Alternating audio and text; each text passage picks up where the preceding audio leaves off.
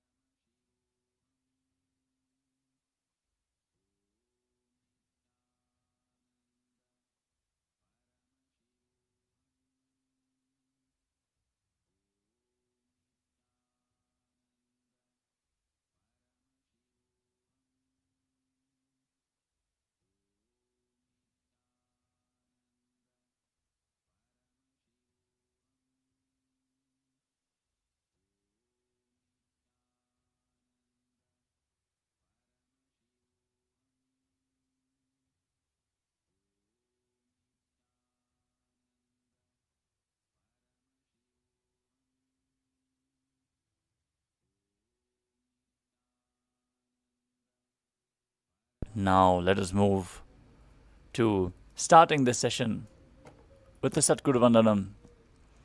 Everyone settle down in a comfortable cross-legged position with your head, neck and spine in a straight line. Bring your hands in Namaskara Mudra in front of the heart center. Close your eyes, take a deep breath, visualize Swamiji as we start the session with the Satguru Vandanam.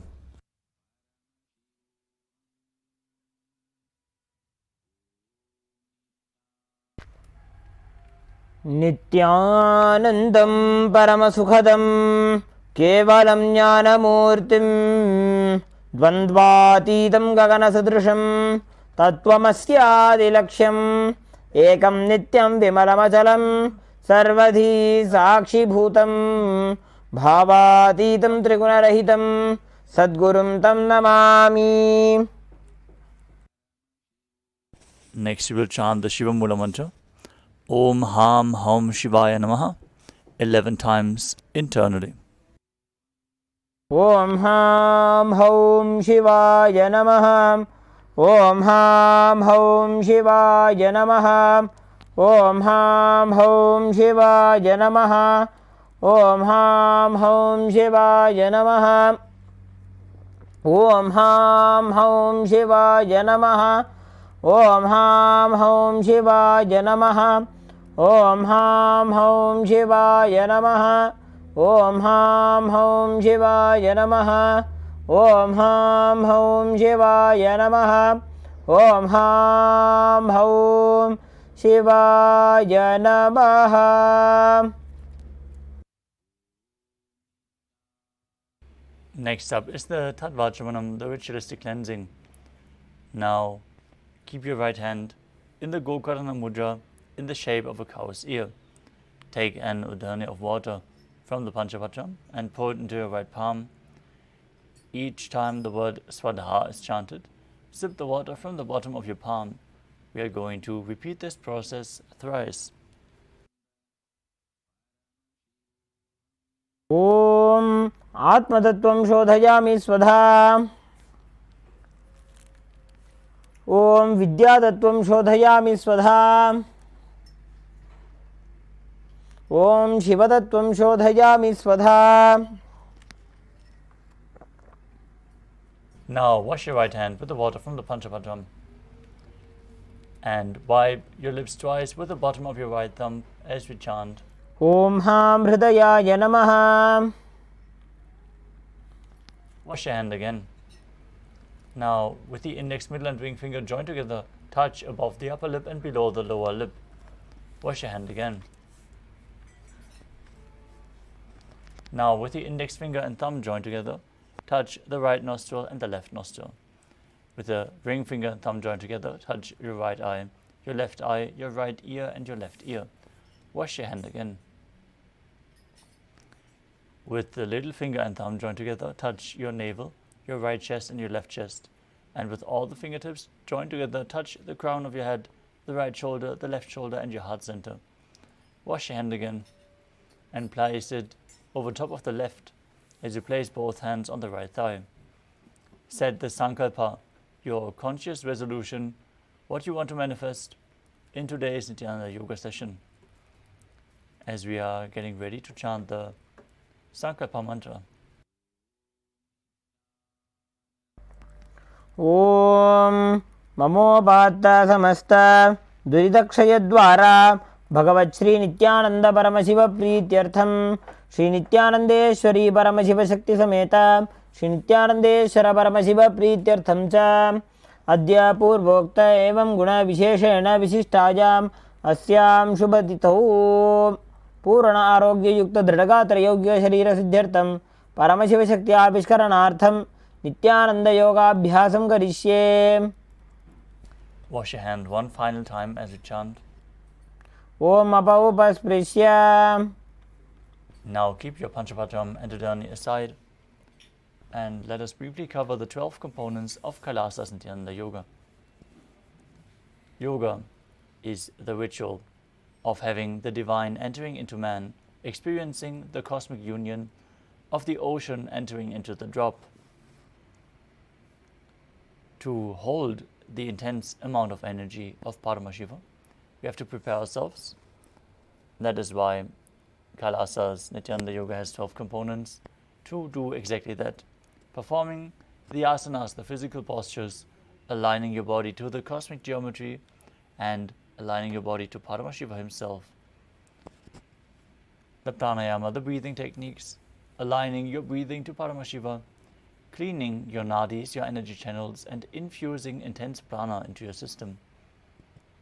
The mudras, the energy circuits performed by your hands, limbs, and other parts of the body, seal the prana into the system and align your intra-organs to Paramashiva, such as your chakras. The bandhas, the energy locks, pump the prana up within your system along the spine and prevent it from flowing down again, leading to intense Kundalini awakening.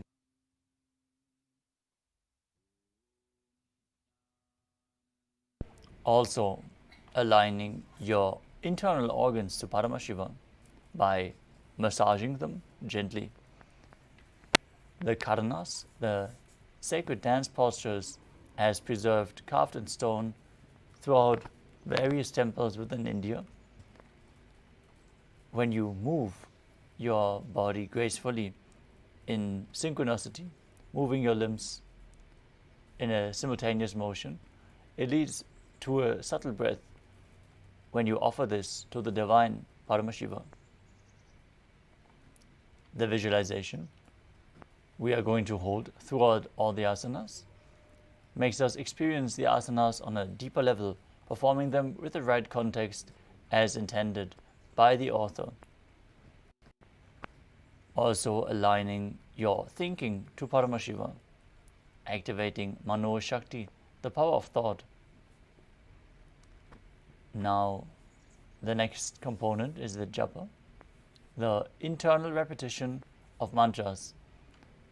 We are going to project certain mantras on the screen and ask you to internally repeat them as you visualize the mantra rotating around your throat.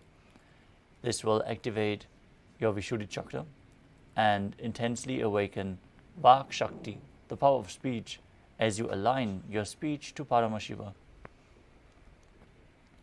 The next component is chanting, the external chanting of mantras. The words of Paramashiva himself and the scriptural references of all the asanas is what our acharyas are going to perform, holding you in the highest possible energy space as your aura is open during the yoga practice, receptive to external influences. It is important to provide the highest possible space in this given time, and generally how your surrounding is kept.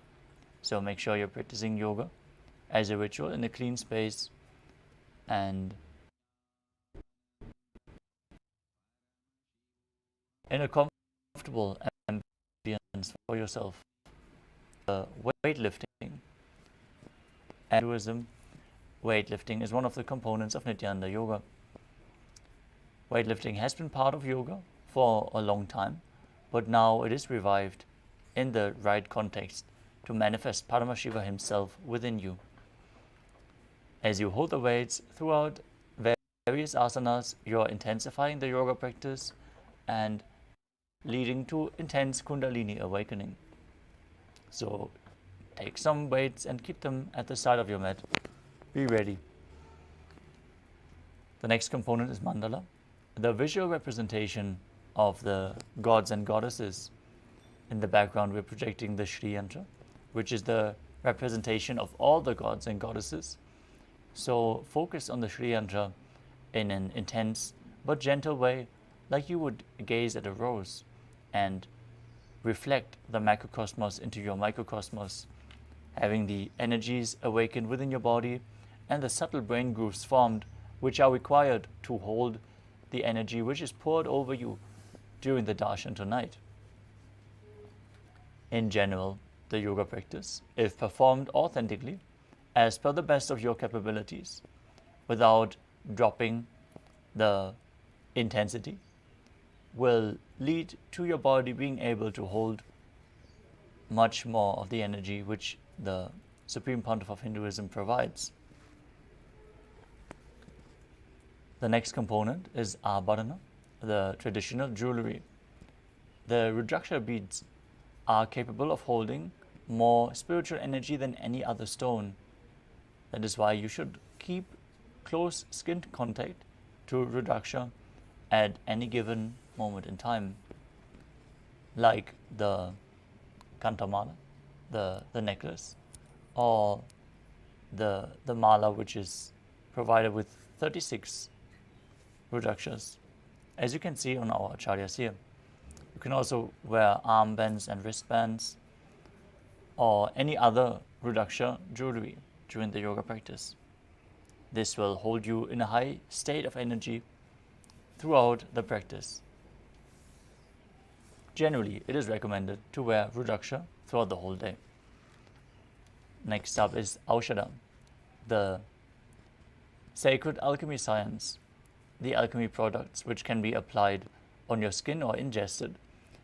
Infuse prana into your system through your skin and detoxify your body, heal even chronic ailments. That is why we advise to apply vibhuti on your forehead if you're a female body, and on 16 various places over your body when you're a male body. At this point, we would like to request all the male bodies to please remove your upper cloth during the ritual of yoga. And let us now settle down as we have covered all the 12 components of Nithyananda Yoga. Let us move into the first asana of the sequence. As you sit in a comfortable cross-legged position with your head, neck and spine in a straight line. Bring your hands into Bindu Mudra with index fingers and thumbs touching and place them on top of the respective knees. Engage all three bandhas, the Mula Bandha, the root lock, contracting your perineal region and pulling it up. The Uddiyana Bandha, the stomach lock, contracting your stomach and pulling it in and up towards your spine. And the Jalandhara Bandha, the throat lock, contracting your throat muscles and tucking your chin to the chest, internally locking the breathing flow and pushing the prana up along the spine all the way to the Sahasrara chakra through the central nadi, the Brahma nadi. As you visualize Lord Shiva in your inner space, perform the Samana Kumbhaka as you inhale deeply, hold the prana in your stomach region and focus on the flame being kindled in your navel. Internally chant the japa Soham as you visualize it rotating around your throat in a circular way, awakening your Vishuddhi chakra. In the first asana of the sequence, Sukhasana.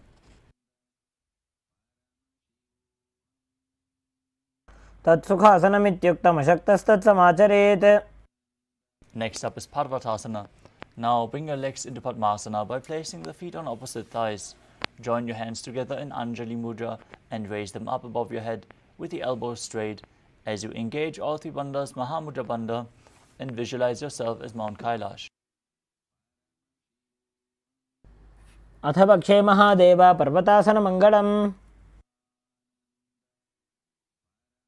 Next up is Halipavasana. Now bring the soles of the feet together in front. Hold the left hand by the right behind your back and place your forehead on the ground behind your heels.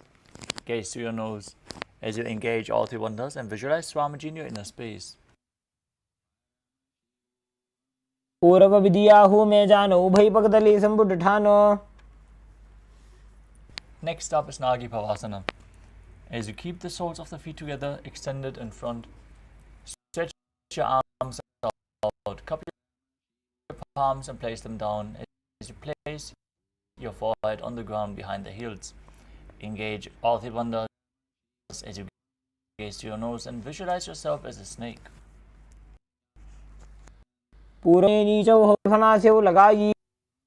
Next up is Kokilasana. As you hold the big toes in Prana Mudra with index and middle fingers, stretch your legs straight and up, and then cross your legs into Padmasana. Lean forward and down as you bring your elbows down to the mat. Hold on to the big toes as you engage all three bandhas and visualize yourself as a bird.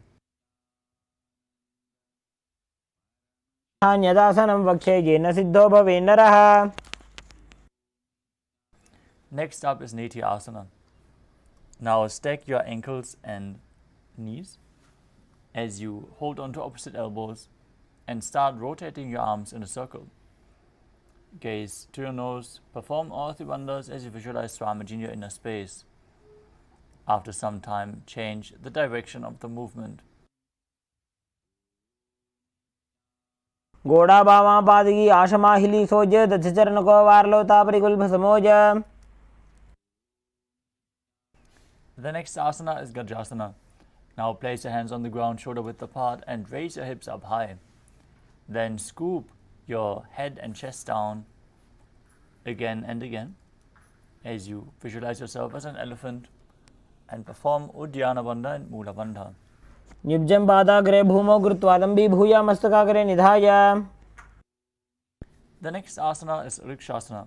From Gajasana, raise one heel up and push the other heel to the ground alternatingly. As you visualize yourself as a bear, perform Uddiyana Bandha and Mula Bandha.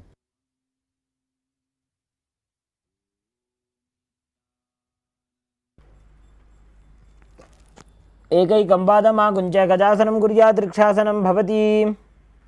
Next up is Vaishyasana. Now raise your body up onto the tips of your big toes as you bring your hands to the heart center in Hridaya Mudra with index, middle and ring fingers together.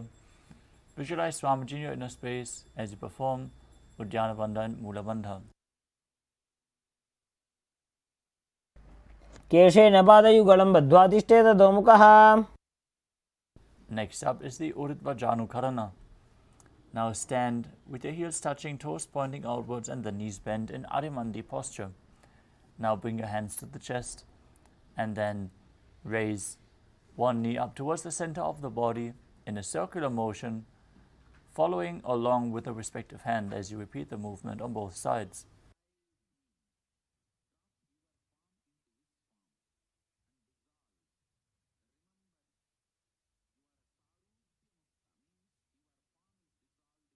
The next asana is Balalingasana.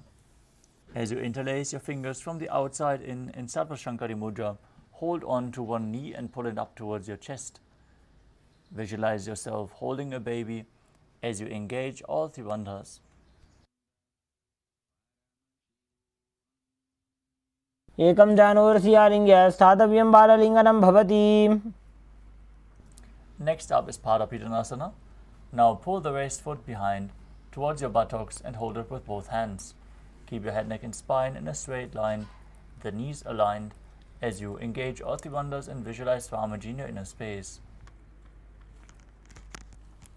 स्थित्वा एकस्मिन् पादतले कराभ्यां वेष्टयेत्तनुम्. The next asana is Natarajasana. Now hold the raised foot from the inside as you extend your leg back and the other arm forward, hand in Bindu Mudra. index and thumb together.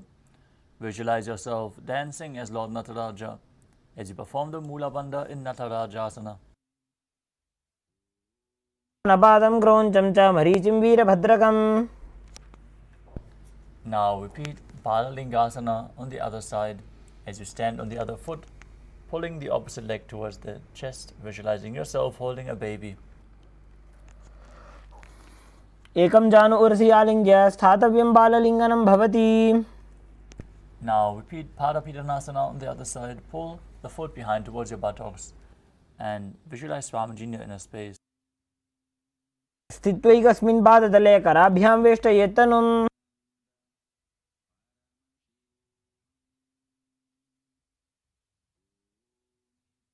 Now repeat Natarajasana on the other side.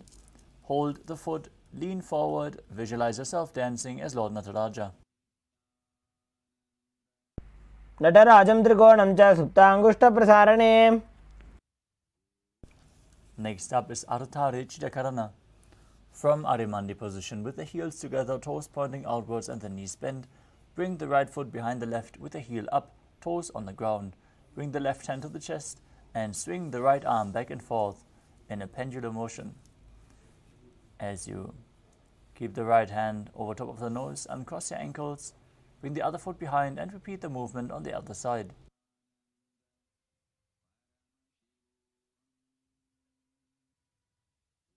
Next up is the skeleton dance. Visualize your skeleton as you shake your body intensely. Hold the visualization of being mere bones and dance wildly, bolting integrity into your very bone marrow.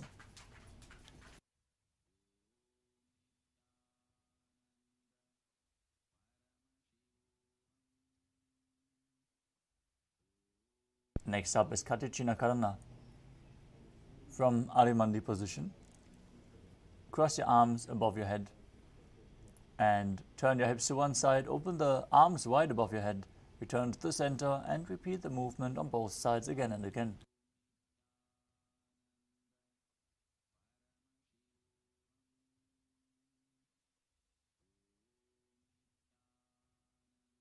Next up is Tadasana. As you stand tall on the tips of your toes, raise your hands up above your head parallel. Visualize yourself as a palm tree as you engage all three bandhas and internally chant the new japa, Shivoham. Mahamudra kono tadasana vibhedakan.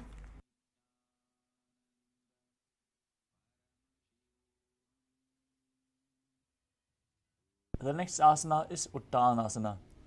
From a standing position, lean forward and down, bringing your hands flat to the ground. Engage all three bandhas as you bring your forehead towards the knees and visualize Swamiji in your inner space.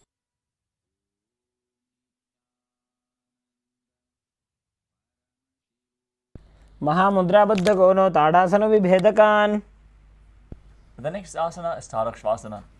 Place your hands flat on the ground, shoulder width apart, and step your feet back into a tall plank position.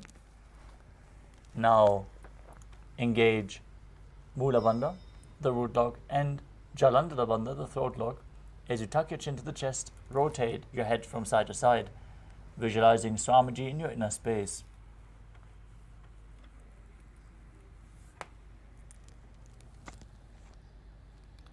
Gajasanavastitva mastakam varam varam dakshina kukshim savya kukshim lajet. Next up is Bhujangasana.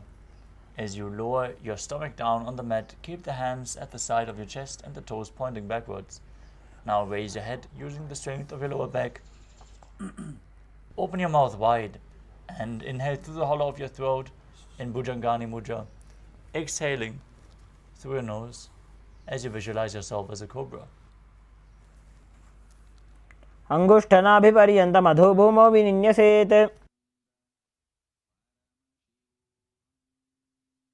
Now push your body up into Shashasana and alternate bringing the knee in towards your chest back and forth. Visualize Swamiji in your inner space as you calmly breathe through your nose in Sahajra Kumbhaka and perform the Mula Bandha. गजासनसंस्थितौ जानुद्वयमाकुञ्च वारं वारं कर्तव्यं शशासनं भवति.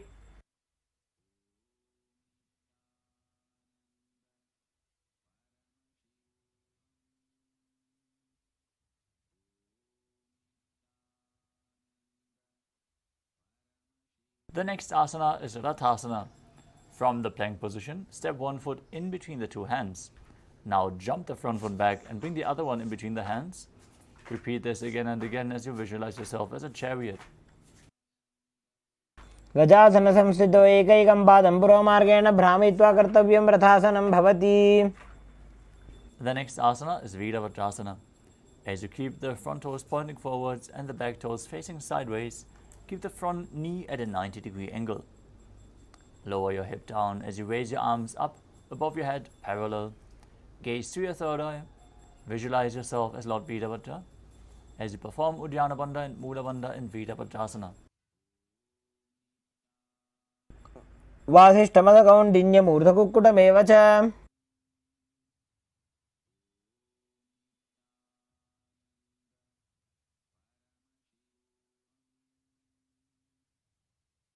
Now exchange the position of your feet as you repeat Virabhadrasana on the other side.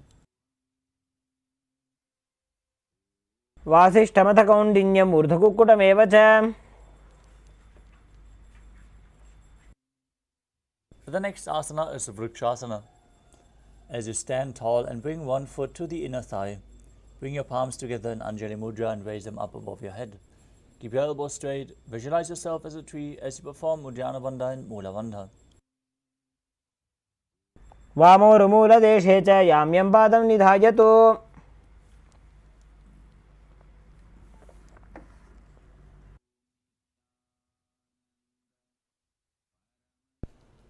Next up is Garudasana. Now bring the raised foot on top of the opposite hip. As you join your hands in Namaskara Mudra in front of your heart center, visualize yourself as Lord Garuda with big wings on your back, performing the Mula Bandha. गरुडासनमावक्षे येन ध्यानं स्थिरं भवेत्. Next up is Vrikshasana. On the other side, raise the other foot, raise your arms up above your head and visualize yourself as a tree. वामोरुमूलदेशे च याम्यं पादं निधायतु. Now repeat Garudasana on the other side as you visualize yourself as Lord Garuda. गरुडासनमावक्षे येन ध्यानं स्थिरं भवेत्. Next up is Trikonasana. As you stand and step one leg forward and the other one far back, keep the front toes pointing forward and the back toes facing sideways. Visualize yourself as a triangle. As you keep your arms parallel to the ground, lean forward and down, extend one up and gaze upwards, performing the Mula Bandha. उत्तानपादं क्रौञ्चं च मरीचिं वीरभद्रकम्. Now exchange the position of your feet. Keep your arms parallel to the ground and lean forward and down as you repeat Trikonasana on the other side. नटराजं त्रिकोणं च सुप्ताङ्गुष्ठप्रसारणे. Next up is the Nikutaka Karana. From Arimandi position, heels together, toes pointing outwards and the knees bent. Bring your hands in front of the heart center with the palms facing each other. Then raise one heel off the ground, stomp it down and raise the other heel up as you exchange the position of your hands again and again.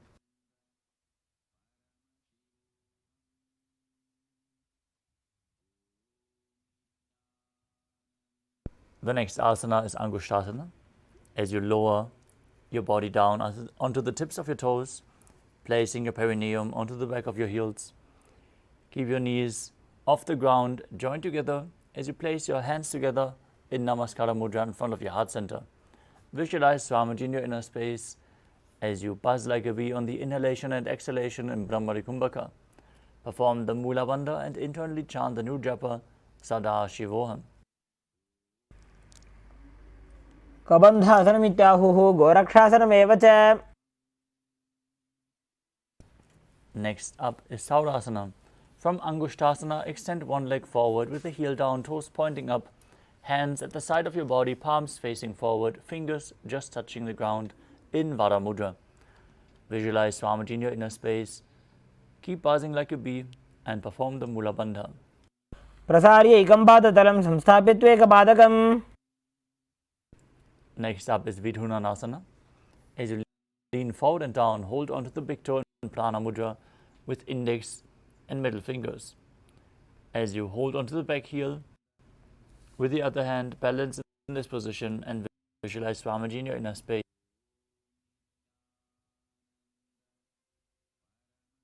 गुल्फस्थितो पादमेकं प्रसार्य तत्पादाग्रं संश्रिय तत्करे.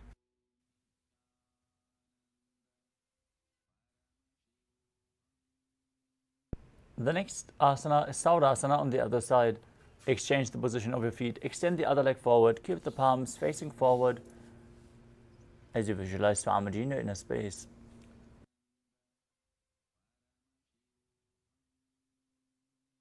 प्रसार्य एकं पादतलं संस्थाप्य त्वेकपादकम्.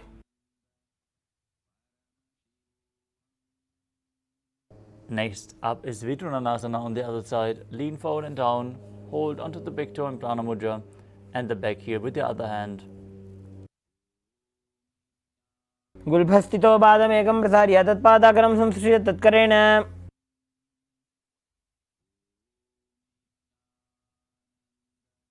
Next up is Brahma Jalankushasana. As you keep the toes on the ground, place your perineum on top of the heel. Keep a gap between your knees as you lift them off the ground and place the backs of your hands on top of the knees. Open your eyes wide and gaze in between the hands in Shambhavi Mudra, unblinking, gazing inside. As you visualize Swamiji in your inner space, perform Jalandhara Bandha and Mula Bandha. दो वो फणा पानी होए वैसे एड़ी दो गुदानी वैसे. Next up is Kapilasana. Now place your knees onto the ground. Remain seated on the raised heels with your perineum. Gaze to the nose and visualize yourself as Sage Kapila Muni as you perform Uddiyana Bandha and Mula Bandha.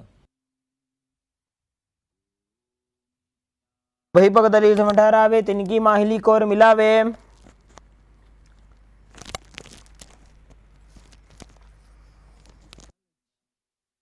Next up is Bhadra Gurakasana. Now maintain the same posture, but shift your gaze to the third eye, your visualization to Swamiji and the Bandha to the Mula Bandha. दो वो पगदली संपुट करे कोरवारली भूपरि धरे.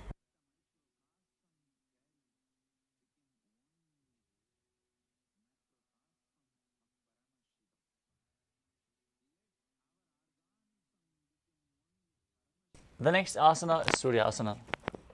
As you sit with the toes tucked, perineum placed on top of the raised heels, keep your knees off the ground and bring the thumbs and little fingers together in Padma Mudra, opening up the palms resembling a lotus flower. Raise your arms up above your head, gaze in between the gap of the palms as you visualize Lord Surya in your inner space. Perform Uddiyana Bandha. एड़ी दो गुदा तरियाने फना पानी बैठक वो निठाने.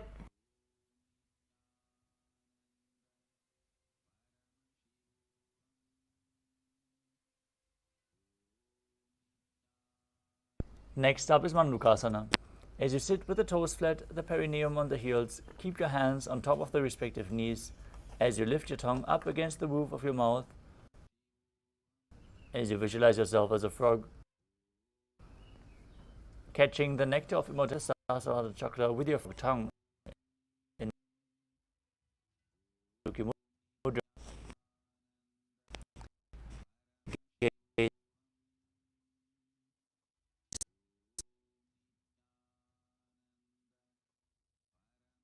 Your third eye, breathe calmly through your nose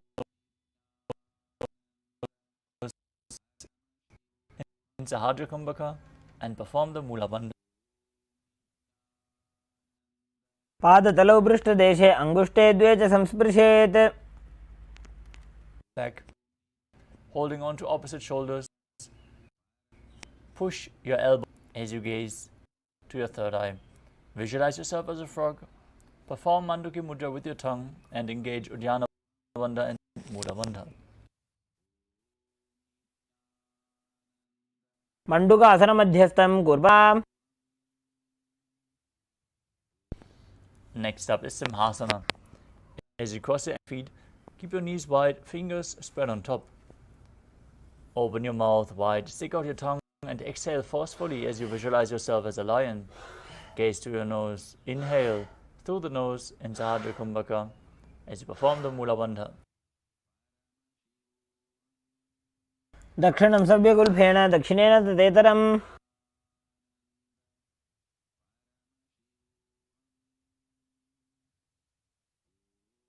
The next asana is Bhadrasana. As you sit with the heels under your perineum, knees opened wide, cross your hands behind your back and hold onto the big toes in Prana Mudra. Apply Jalandhara Bandha and Mula Bandha. As you gaze to your nose, visualize Swamiji in your inner space and return to buzzing like a bee in Brahmari Kumbhaka. गुल्फौ च वृषणस्याधो व्युत्क्रमेण समाहितः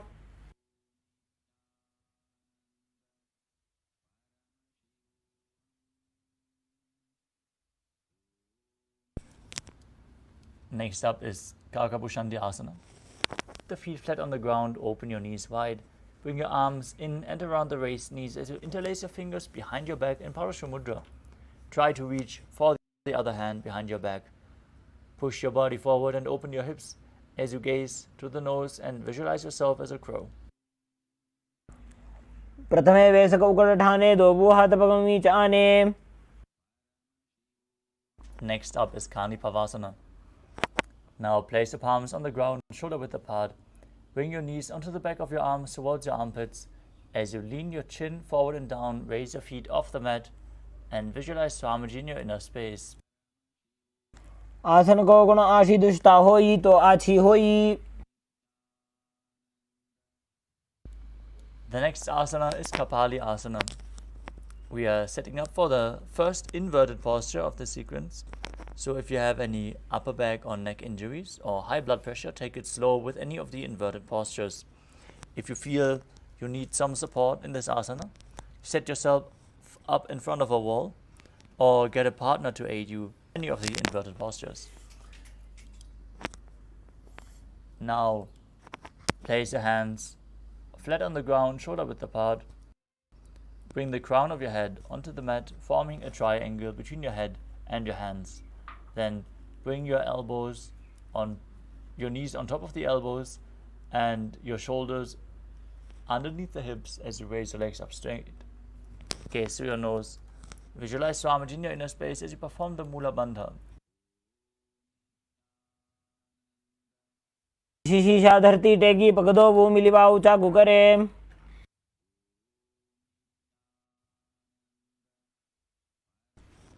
The next asana is Parshvamayurasana.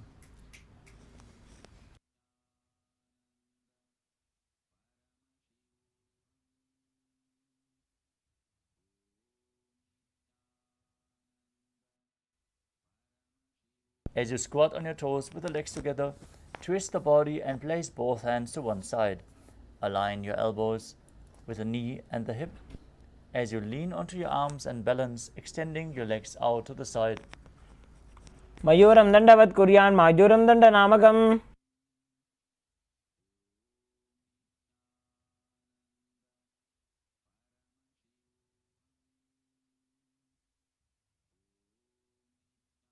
Now twist your body to the other side, extend your legs up, balance on your hand as you gaze to the third eye, visualize yourself as a peacock and exhale fully holding your breath in Rechaka Kumbhaka, repeating Parshvamayurasana on the other side.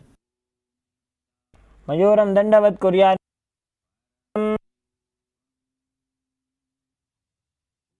The next asana is Bhairaganathasana.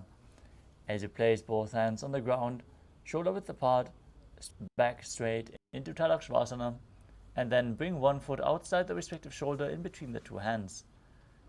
Push your hips down as you gaze to your third eye. Visualize yourself as Lord Kala Bhairava, the Lord of Time, in Bhairaganathasana. आसन को गुण PT जाई. Now exchange the position of your feet. Bring the other foot outside the shoulder in between the hands. As you gaze to your third eye and visualize yourself as Lord Kala Bhairava. आसन को गुण PT जाई. The next asana is Unmukha Pitasana. From Tadashavasana, place your elbows and hands flat on the mat. As you gaze to your third eye, visualize Swamiji in your inner space and perform the Mula Bandha. भून्यस्तौ जानुनी हस्तौ चतुष्पदम वाङ्मुखम्.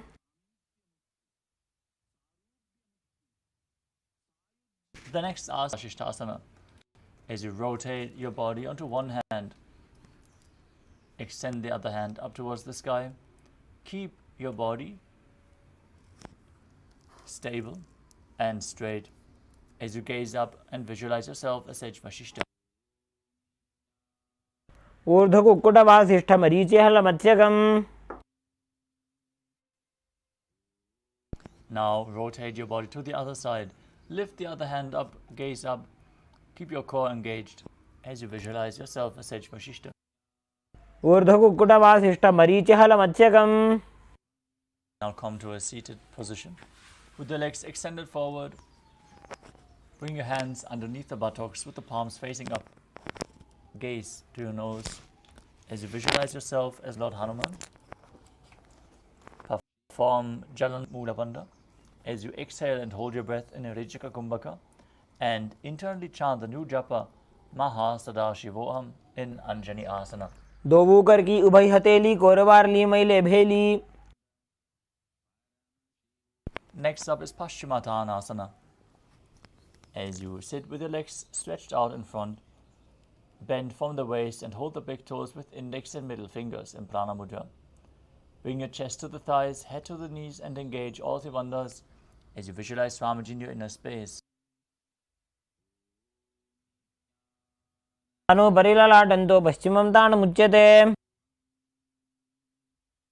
The next asana is Ugrasana. As you interlock your fingers behind your neck in Parashu Mudra. Lean forward and down. Bring your head in between the knees if you can.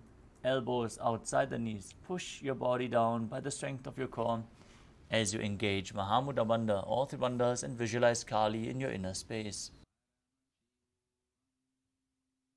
पवानिभ्यां दृढं धृत्वा जानोपरि शिरोन्यसेत्. The next asana is Marichi Asana. As you have your legs extended, bring one heel in towards the groin with the knee raised. Bring one arm in and around the raised knee. Interlock your fingers behind your back as you visualize yourself as form the Mula Bandha. अनबादं क्रौञ्चं च मरीचिं वीरभद्रकम्. Now drop the raised knee down to the mat. Keep the heel against the perineum as you lean forward and down, holding onto the front foot with both hands. Engage all three bandhas, Mahamudra Bandha, as you gaze to your nose and visualize Swamiji in your inner space in Mahamudrasana. महामुद्रां प्रवक्ष्यामि वल्लभे.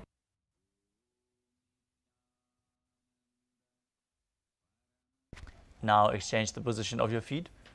Stretch your legs out. Bring the other one with the knee raised as you lift the knee up and interlock your fingers behind your back, repeating Marichi Asana on the other side. उत्तानपादं क्रौञ्चं च मरीचिं वीरभद्रकम्.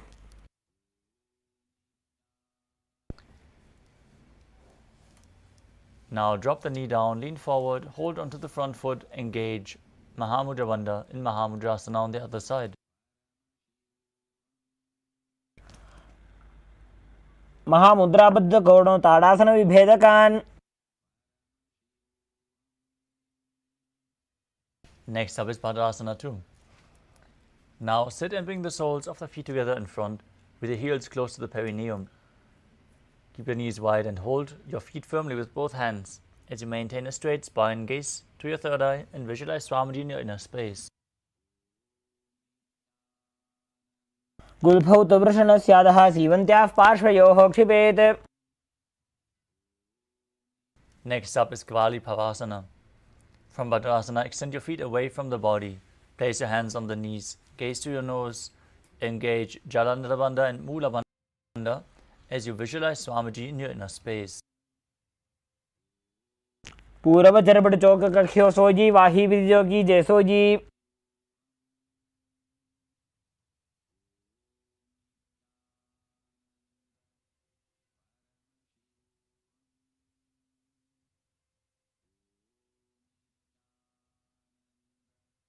Next up is Joni. As you sit and keep the soles of the feet together with the heels clean. Hold the soles of the feet with your hands as you visualize the Yoni Mandala, leaning forward and down as you place your forehead onto the feet, gaze to the nose and perform the Mula Bandha.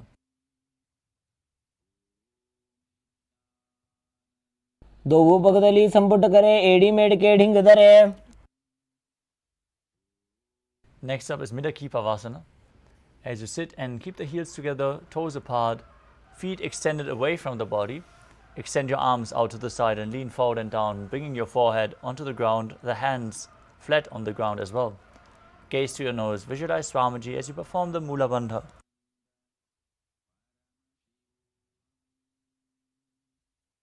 पूर्व विधि परिपकदली संपुट शोल एडी मिली राशे. Next up is Siddha Samadhi Asana. As you sit with your legs slightly extended from the body, toes touching, heels apart, bring your arms underneath the shins and keep the palms as you bring your chin over top of the toes, with the toes touching your throat if you can. Otherwise, push your body down and forward, bend from the hip. Try to keep your back straight as you gaze to the nose and visualize Lord Surya in your inner space.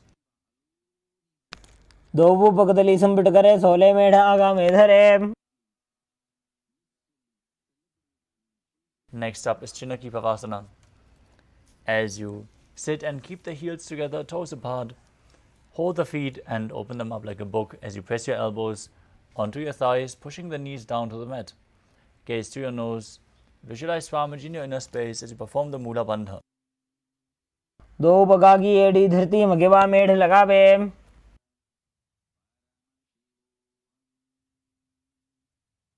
Next up is Chalapada Chukasana. As you sit and bring the soles of the feet together, heels close to your perineum, keep your knees on the ground and gently push them down with your hands placed on top. Gaze to your third eye, visualize Swamiji in your inner space and engage Uddiyana Bandha and Mula Bandha. दोवों पगदली संपुट धारे आगा नेकर जारे पसारे.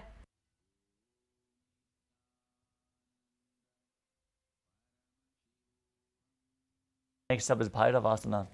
Now bring the soles of the feet together in front. Raise your heels up and bring the toes down as much as you can. Use the support of your hands if needed. Pull the heels up off the ground as you then place your hands on top of the respective knees in Bindu Mudra, pushing the knees to the ground. Gaze to your third eye. Visualize yourself as Lord Kala Bhairava, the fierce manifestation of the Lord of Time, as you perform Uddiyana Bandha and Mula Bandha. गुल्भौ संपीड्य जान्योन्यं व्युत्क्रमेणोत्थितं शनैः. Next up is Samanasana. Now sit with one heel against your perineum as you lift and hold the other foot, pulling the sole of the foot towards your chest. Gaze to your third eye, visualize Swamiji in your inner space and perform the Mula Bandha. समानासनमावक्षे सिद्धमन्त्रादि साधनात्. Next up is Apanasana. Now bring one leg over top of the respective shoulder as you place both hands on the mat and extend the opposite leg straight. Gaze to your third eye and visualize Swamiji in your inner space. केवलं पादमेकं च स्कन्धे चारोप्य यत्नतः.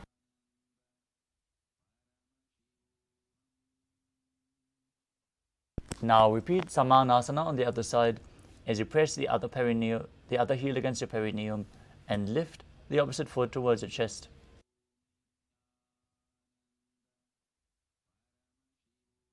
समानासनमावक्षे सिद्धमन्त्रादि साधनात्. Now repeat Apanasana on the other side, lifting the other leg over top of the shoulder, extending the opposite leg up as you merge your prana and apana in this asana. केवलं पादमेकं च स्कन्धे चारोप्य यत्नतः. Next up is Gomukhasana. As you sit and cross one leg over the other, aligning the knees at the center of your body. Bring the heels outside of the opposite hips. As you gaze to the nose, visualize the face of a cow. Perform Sitkari Kumbhaka as you press your tongue up against the palate of your mouth, without touching the teeth, hissing through your teeth while inhaling as you engage Mula Bandha and internally chant Om Nithyanandoham. सव्ये दक्षिणगुल्फं तु पृष्ठपार्श्वे नियोजयेत्. Next up is Anasuriyasana. From Gomukhasana position, hold onto the big toes in Prana Mudra. Gaze to the nose, engage your Dhyana Bandha and Mula Bandha as you visualize yourself as Rishika Anasuya. दक्षिण गोड़ नीचे उठाने, बावों के ऊपर आने. Next up is Anasuyasana 2. As you interlock your fingers behind your back in Parashva Mudra, lean forward and down, chin over the knee, nose to the ground as you gaze to your nose and visualize yourself as Rishika Anasuya. गोदा की संधि, उपरेड़ा वागोड़ा की संधि. Next up is Garudasana 2. As you sit with one heel pressed against your perineum, the other foot flat on the ground in front, with the knee raised to your chest, place the hands on respective knees, gaze to your nose and visualize yourself as Lord Garuda.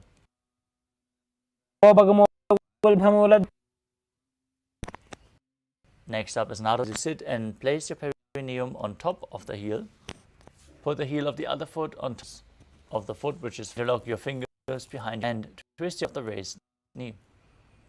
Gaze to your third eye. Visualize yourself as Sage Narada in Naradasana. इष्टिज वाम पगदली केरी भूपरिता हिलगामी. Next up is Matsya Pitakasana. As you place one foot on top of the opposite hip, opposite thigh, hold on to the shin with one hand and the big toe with the other hand in Prana Mudra. Gaze to the nose as you visualize Matsya, the fish avatar of Lord Vishnu.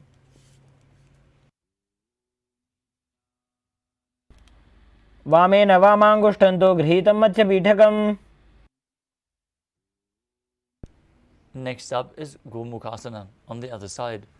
Now slide your knees over top, bring the heels outside the hip, join your hands on top of the knees as you visualize the face of a cow. Still breathe. सव्ये दक्षिणगुल्फं तु पृष्ठपार्श्वे नियोजयेत्. Next up is Anasuriyasana on the other side. As you hold onto the big toes of the feet, visualize yourself as Rishika Anasuya. दक्षिण गोड़ नीचे उठाने, बावों के ऊपर आने. Interlock your fingers behind your back, lean forward and down. Bring your nose to the ground as you repeat Anasuyasana 2. जीमणा गोदा की संधि, उपरिड़ा वागोड़ा की संधि. Now sit on the ground with the other heel against your perineum, opposite leg, opposite foot down, knee raised. In Garudasana 2, visualize yourself as Lord Garuda as you internally chant Om Nithyanandoham. डावो बगमोड़ी एड़ी माहिलो गुल्भमूलद्वारिणी चैदे.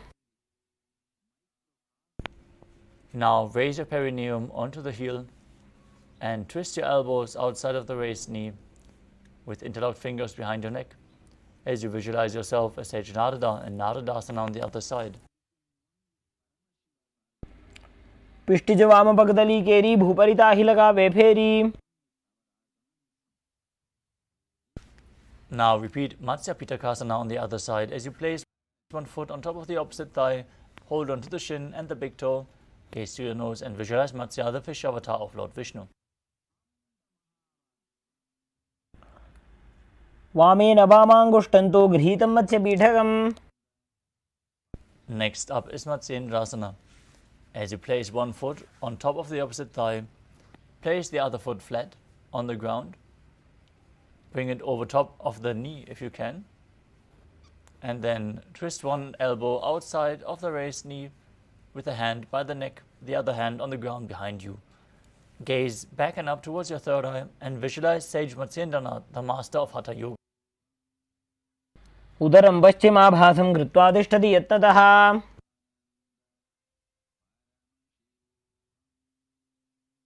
Next asana is Kubasana.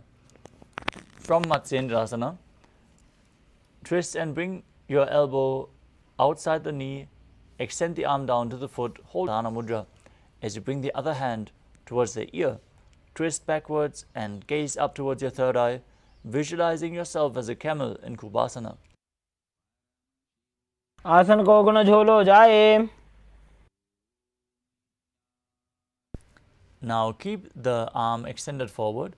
As you place the other hand on the ground behind you, twist your body even further, gaze to your third eye, and visualize Sage Matsyendranath in Matsyendrasana too. मत्स्येन्द्रपीडं जठर प्रदीप्तिं Prachanda रुक्मण्डलखण्डनास्त्रम्. Now exchange the position of your feet. Place the other foot on top of the opposite thigh, with the opposite knee raised, elbow outside the knee, twisting your body, visualizing Matsyendranath in Matsyendrasana. उदरं पश्चिमाभासं कृत्वा तिष्ठति यत्ततः.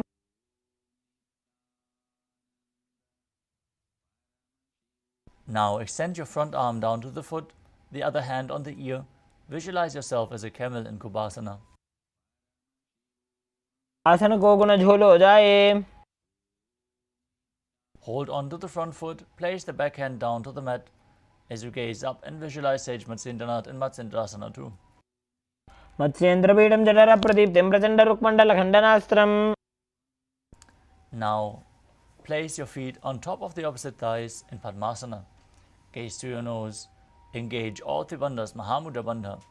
As you keep your hands on top of the respective knees, visualize yourself as Lord Shiva and start breathing in Sitali Kumbhaka. Similar to the previous pranayama, you hiss through your teeth while inhaling, but this time you press your tongue against the back of your teeth. Exhale through your nose as you internally chant Om Nithyananda Paramashivam. आसनं द्विविधं प्रोक्तं पद्मं वज्रासनं तथा. Maintain Padmasana. Cross your arms in front of the body and hold onto the big toes in Prana Mudra. As you gaze to your nose, visualize yourself as Goddess Parvati, the sword of Lord Shiva. Still breathing in Sitali Kumbhaka, engaging the Mula Bandha.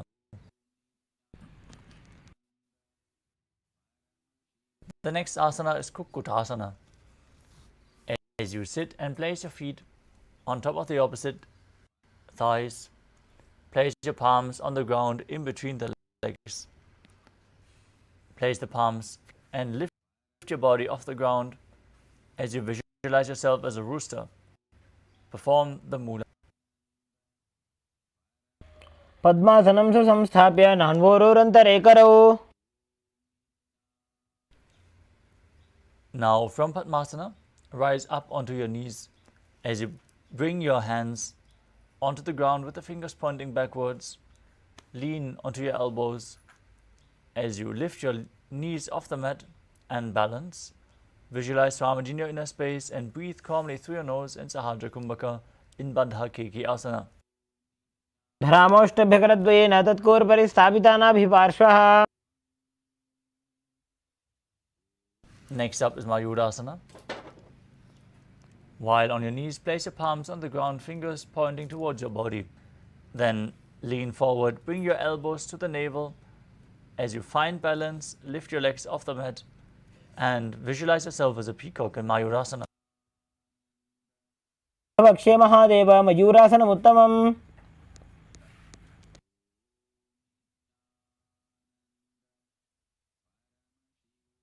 Now lower your body down the mat with the toes pointing outwards. As you interlock your fingers behind your neck, visualize yourself as a crocodile and perform the Mula Bandha in Makarasana.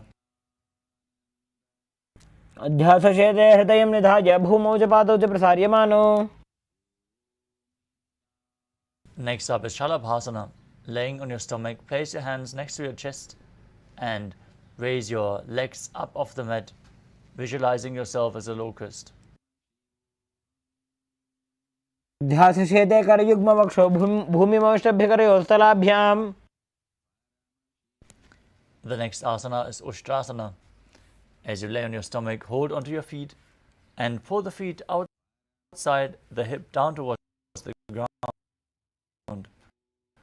Visualize yourself as a camel as you perform the Mula Bandha.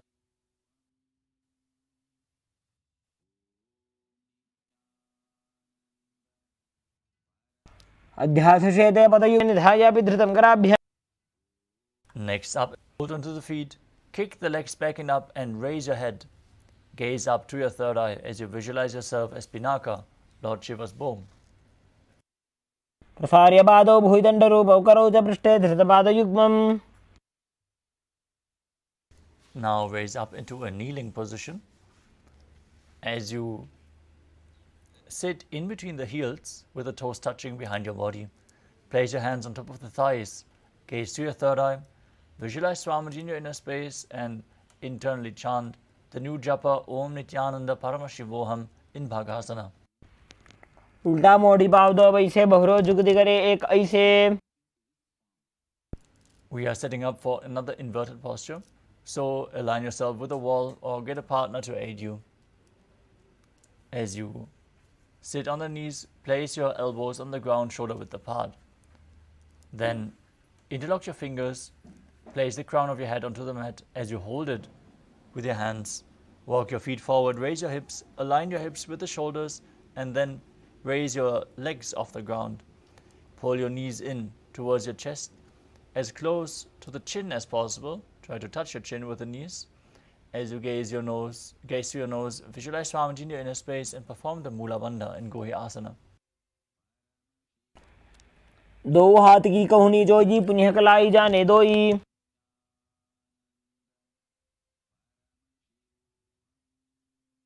From Gohi Asana, extend your legs up straight into Shirshasana.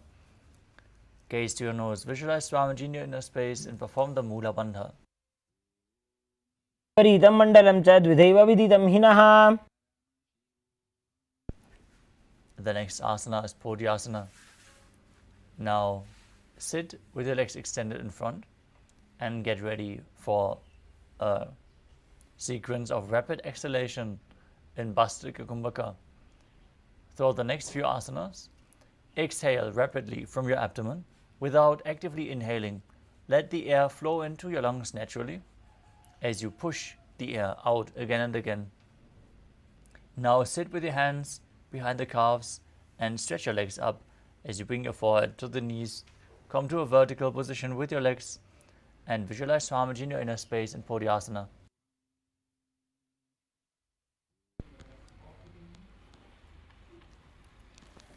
दो हाथ पग बाहर आने घोड़ा तरे काग सीठाने. Next up is Palakhasana. With your legs extended forward and up at a 45-degree angle, bring your hands behind your back, hold on to opposite shoulders as you gaze to your third eye and visualize yourself as a mace. Breathe in Bhastrika Kumbhaka. उत्तानशयनं कृत्वा पादौ मिलित्वा प्रसार्य.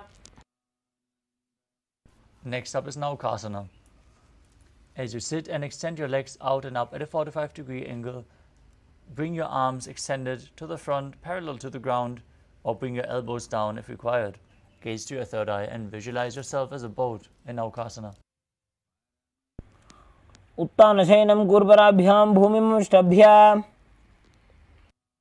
Next up is Rudrasana, where you pull your feet towards your chest with the hands scooped underneath, exhaling rapidly in Bhastrika Kumbhaka, visualizing yourself as Lord Rudra as you gaze to your nose. पगदली संपूर्ण करी हाथस्योपक उचाई. Now breathe normally as you lay down on your back with the knees raised, feet flat on the ground, palms placed on the ground behind the heels. Now push your hips up high as you contract the perineal region and tuck your chin to the chest in Jalandhara Bandha and Mula Bandha. Perform the Mudra Kumbhaka as you force the air out through the throat lock, leading to a state of swooning. Gaze to your nose and visualize Swamiji in your inner space in Unmukha Pitasana 2.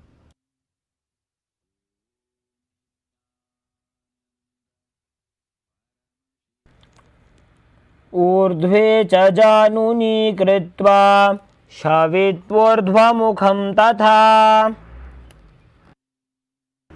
Now lay flat on your back with the palms facing up at the side of your hip in Shavasana. Perform Shakti Chalan Mudra. Pull the Kundalini Shakti up forcefully along your spine, all the way up to the Brahmarandra. As you visualize your body as dead, and Swamiji, the Supreme Pontiff of Hinduism, is liberating you. Internally chant Om Nithyananda Paramashivoham.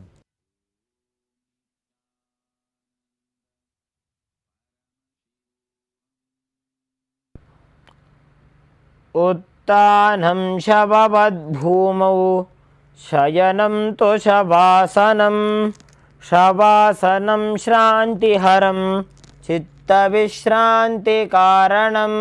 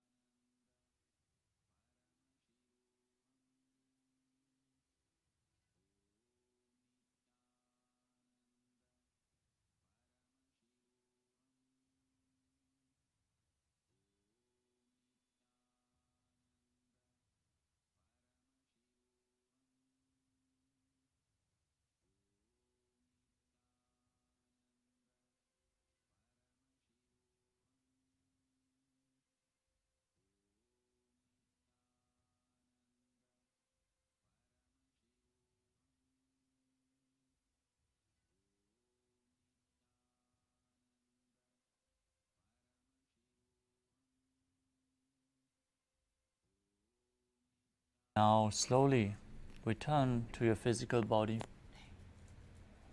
Slowly start to wiggle your fingers and toes, your wrists and your ankles, your elbows and your knees. Lift your knees up towards your chest and rock your body from side to side. As you slowly return to a comfortable seated position.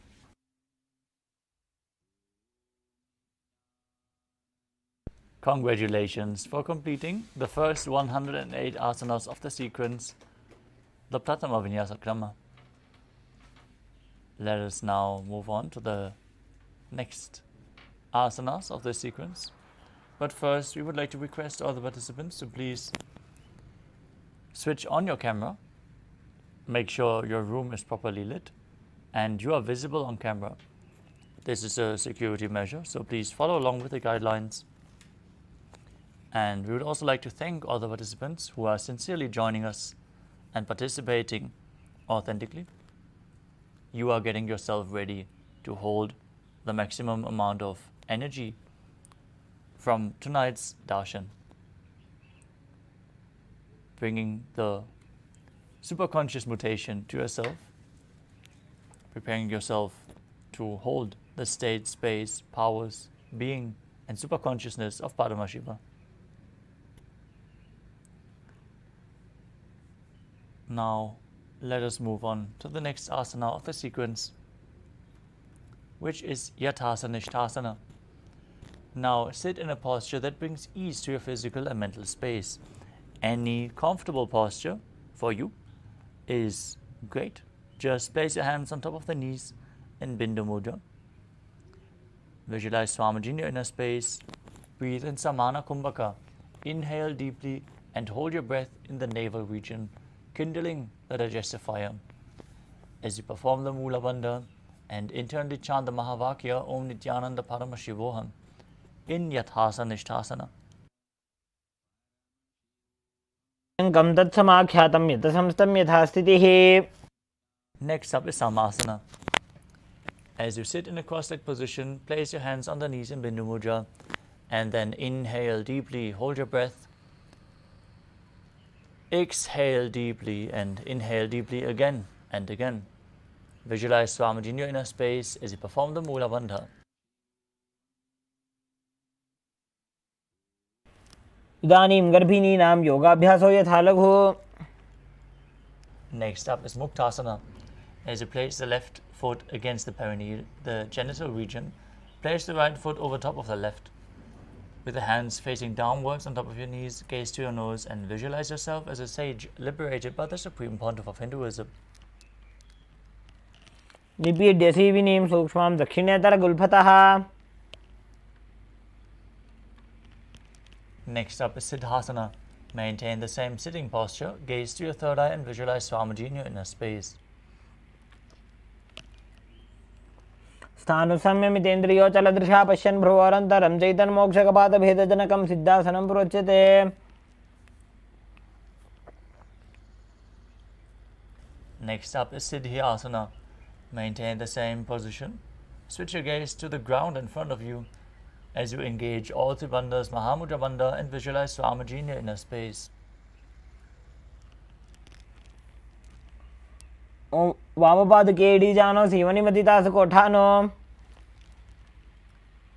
Next up is Rudrasana 2. As you keep your legs in the same position as Siddhyasana, rotate your hands on top of the knees into Bindu Mudra. Switch your gaze to the third eye, your visualization, to Lord Rudra in Rudrasana 2. वामचरणपरिदक्षिणराखे एकजुगुदये सेविदिदाखे. Next up is Santadhunasana. As you maintain the same position, switch your gaze to the nose and embody tranquility and an unshakable nature. आसन की गुण मन की चलता meet. Next up is Siddhasana 2. Now maintain one heel on top of the other as you bring your hands to the navel, cupping one palm over the other, resembling a closed lotus flower. Visualize Swamiji in your inner space in Siddhasana 2. ऋजुकाय समासीना सिद्धासनमुदीरितम्. Next up is Bandha Yoni Asana. As you main one heel on top of the other, set the Sankalpa of manifesting through the womb of creation. Perform the Mula Bandha as you get ready to enter Shanmukhi Mudra, locking all your five senses with your hand. Now exhale deeply and hold your breath as you close your mouth with little and ring finger, the nostrils with the middle fingers, the eyes with the index fingers, and the ears with the thumbs.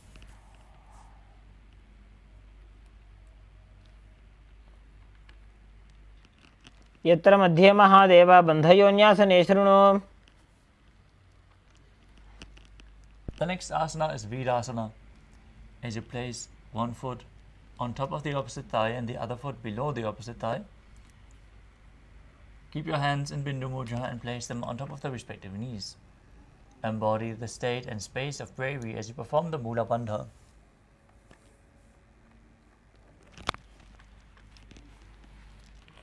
एकं पादमथैकस्मिन् विन्यस्योरुणि संस्थितः. Next up is Valmikasana. As you keep the left heel on the right side of the regenerative organ with the toes underneath the thigh, place the right foot on the left leg with the toes by the knee. Place your hands in Bindu Mudra on top of the knees, gaze to your third eye and visualize Sage Valmiki, the great poet and author of Ramayana, in Valmikasana. डावा पग की पगतली पुनियेड़ी है जोज. Next up is Joni Mudrasana. Keep your legs in the same position, rotate your hands on top of the knees, place your palms flat as you gaze to the nose and visualize Yoni Mandala, the visual representation of Devi Paramashiva Shakti. वामपाद की पगतली जाहि माहिली core.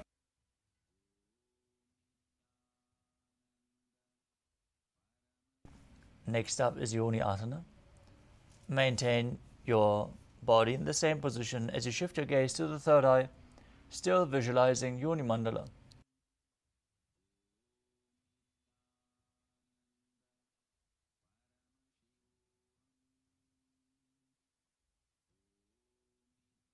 Next up is Padurasana 3.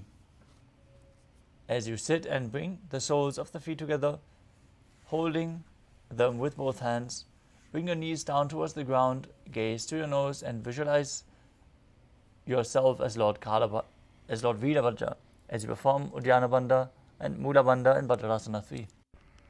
गुल्भौ च वृषणस्यादः सीवन्त्याः पार्श्वयोः क्षिपेत्. Next up is Aghorasana. As you keep the soles of the feet together in front of your body with the heels at your perineum, press your tongue up against the roof of your mouth or even higher into your nasal tract in Kechari Mudra. Then cover your mouth with the right hand. Close your left nostril with the index finger. Inhale through the right. Hold your breath by locking both nostrils and then exhale through the left. Alternate the nostrils through which you inhale and exhale in Abhyantara Kumbhaka. As you gaze to your third eye and visualize yourself as an Aghori in Aghorasana. पूर्व कहो भिक्षिर का जोई वाही विधि जोगी जय sooji. Next up is Kanari Pavasana. As you bring the feet together in front, the toes together and the heels apart, place your elbows on top of the heels, rest your chin on the palms, gaze to your nose and perform Uddiyana Bandha and Mula Bandha. As you exhale fully and hold your breath in Rijaka Kumbhaka, visualize yourself as a female elephant drinking water.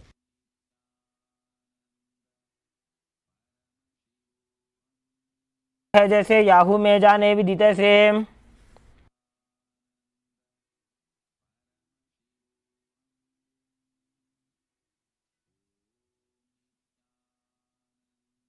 Next up is Padasana.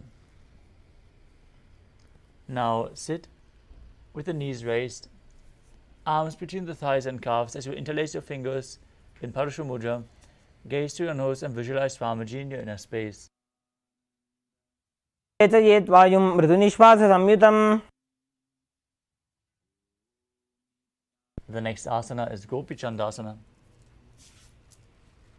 Interlace your fingers around the feet with the soles together, toes at the groove of your throat, with the heels touched to your chest.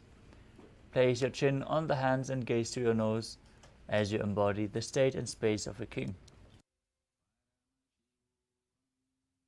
पूर्व विधि पगा का अंगूठा कंठ को पराशे.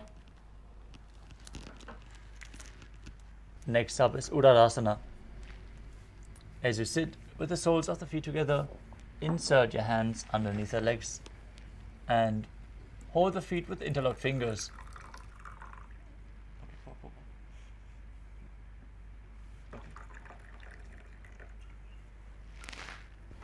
Now bring the feet up towards your chest. Bring your head down, touch the chin to the soles as you gaze to your nose. Visualize your body free from any defects. द्वौ भगदली सम्पुटटाने उभयहस्तकरयोर्दहिताने. From the same position, lift your feet even higher. Bring them in front of your face. With the interlocked fingers above your forehead, visualize yourself excelling in everything in Vishishtasana. द्वौ भगदली जोड़ी संपुट करे.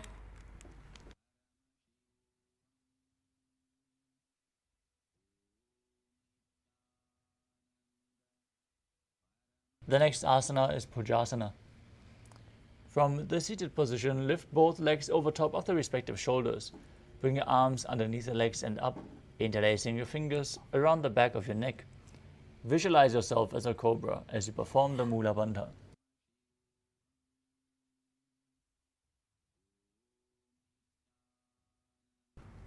शिरासनं तु विज्ञेयं कक्षासनमतः परम्. The next asana is Kalyanasana. As you maintain a seated posture, raise your legs up, bring your elbows under the knees and wrap your arms around your back with the palms clasped.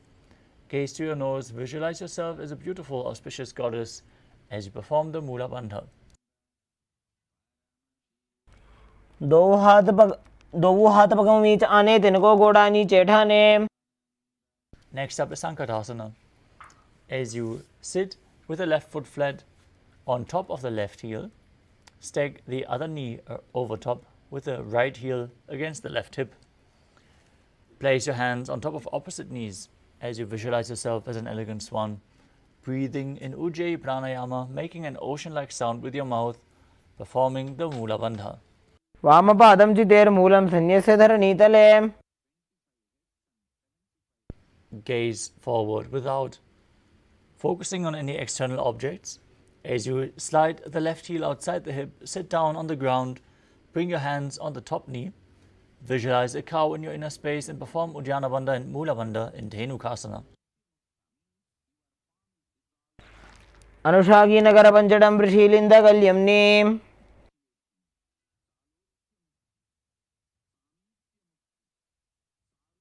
Next up is Machandrasana. Now place the right foot on the left thigh and the left foot on the right knee.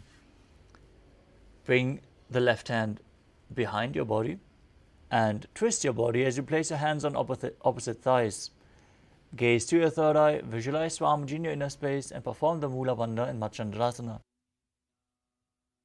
वामजंग प्रदक्षिणाने वामहस्तविष्टि दिशाने.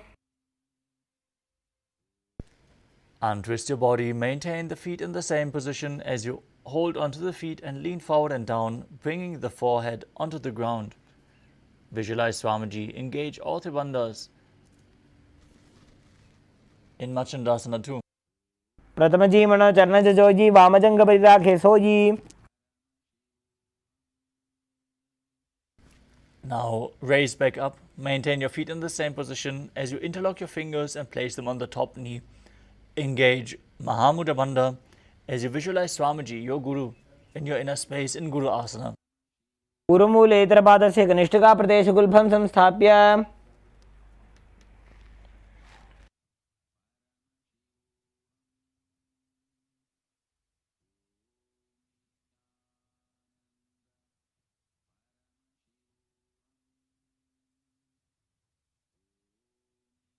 Now repeat Sankatasana on the other side as you stack your knees and sit on the right heel with the right foot flat. Bring your hands on opposite knees and visualize yourself as an elegant swan. वामपादं चितेर्मूलं सन्न्यस्य धरणीतले. Now slide the right heel outside the hip. Bring your hands on top of the knee. Visualize a cow in your inner space as you perform Uddiyana Bandha and Mula Bandha in Dhenukasana on the other side. अनुषागी Nagar पंचडं वृषीलिंद कल्यम्नी. Now place the left foot on the right thigh and the right foot on the left knee. Bring the right arm behind your back as you twist your body and hold on to opposite thighs. Gaze to your third eye. Visualize Swamiji in your inner space in Machandrasana on the other side. वामजंग प्रदक्षिणटाने वामहस्तविष्टि दिशाने. Untwist your body, hold onto the feet and lean forward and down in Machandasana too. प्रथम जीमन चरण जुजोयी वामजंग परिराखे सोयी. Now interlock your fingers and place them on the top knee as you engage all three bandhas and visualize Swamiji in your inner space in Guru Asana. ऊरुमूले इतरपादस्य कनिष्ठिका प्रदेशगुल्भं संस्थाप्य. Next up is Parshasana. As you sit with the feet flat on the ground, knees against your chest as you hold them with opposite hands. Gaze to your third eye, keep your tongue up in Kechari Mudra, visualizing Swamiji in your inner space. पादतले भूमो निधाय जानु निवृत्ति निधाय. Now hold on to opposite wrists, place your chin down on the knees, gaze to your nose and visualize being in an abode of bliss in Bodhashokasana.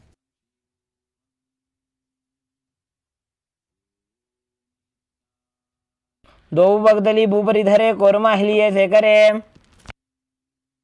Next up is Kudakatasana. As you bring your arms underneath the knees, hold on to opposite elbows. Gaze to your nose, visualize Swamiji in your inner space and perform the Mula Bandha. दो हाथ bug बाहर लियावे गोड़ा नीचे ले टहरावे. Keep holding on to the elbows as you cross your ankles in front, right foot over top with the toes pointing upwards, gazing at the nose as you visualize the great sage and Maharishi Sumati in Sumati Asana. मूलद्वारी धरती परिठाने डाबा पग परिदश पद आने. Next up is Dandasana. As you extend your feet away from the body, straight out in front, interlock your fingers and raise your arms up above your head with the wrists pointing outwards. Gaze to the nose, visualize Swamiji in your inner space and engage all three bandhas, Mahamudra Bandha. इदानीं गर्भिणीनां योगाभ्यासो यथा लघु. The next asana is Arambhasana. As you sit with your legs straight, hold the big toes in Prana Mudra. As you lean your chest forward and down, bring your head to the knees. Inhale through the left nostril and exhale through the right in Nadi Shodhana. Change the sides. Control the flow of your breath as you visualize Swamiji in your inner space. दो वो पग मिलीवा पसारी पगा का अंगूठा पकड़ी लीलाट गोड़ा लगावे. Next up is Pidokasana. As you sit with your legs straight, extend your knees slightly upwards. Keep one hand distance between your heels as you bring your shoulders down. Wrap your hands in and around the legs and hold on to the soles of the feet from the outside. Gaze to your third eye, visualize Swamiji in your inner space and perform the Mula Bandha in Pidokasana.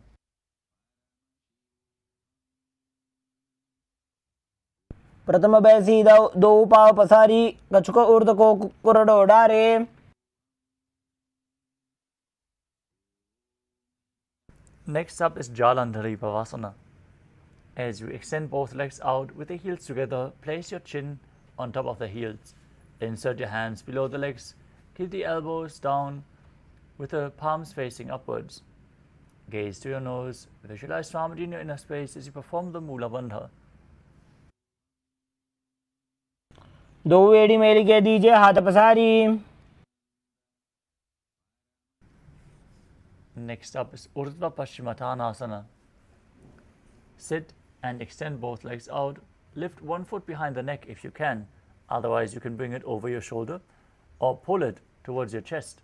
As you lean forward and down as in Paschimottanasana, hold onto the foot with both hands and visualize Swamiji in your inner space as you perform Pratyahara Pranayama, where you focus on the 9 points along your body, the prana flowing up through those 9 points.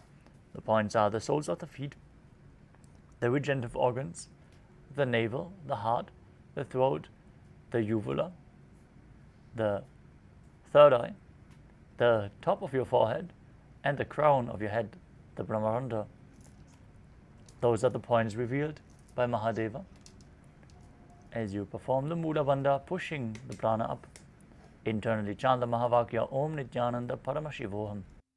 पश्चिमतानवत् संस्थितिं कृत्वा एकं पादं ग्रीवायां धृत्वा तिष्ठेत्. Now from Urdhva Paschimottanasana, lean back and straighten your spine with the foot still behind your back. Hold onto the foot with the opposite hand.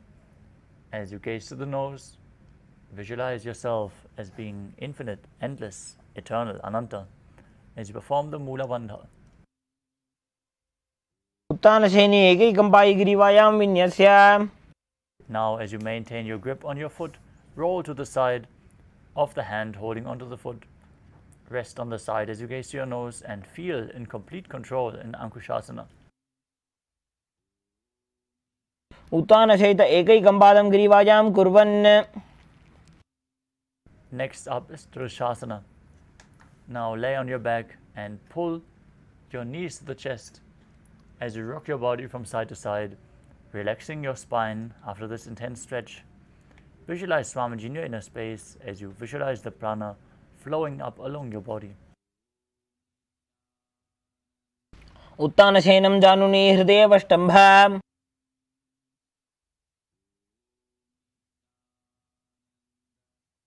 Now sit up and repeat Urdhva Paschimottanasana on the other side. Bring the other foot behind your neck, hold onto the front foot, lean forward and down, visualizing Swamiji in your inner space. पश्चिमतानवत्संस्थितिं कृत्वा एकं पादं ग्रीवायां धृत्वा तिष्ठेत्. Now repeat Anantasana on the other side as you lay down on your back with the foot behind your neck, holding onto the foot with the opposite hand. उत्तानशयनी एकैकं पायिग्रीवायां विन्यस्य. Now roll to the side as you repeat Ankushasana on the other side. Feel in complete control. उत्तानशयित एकैकं पादं ग्रीवायां कुर्वन्.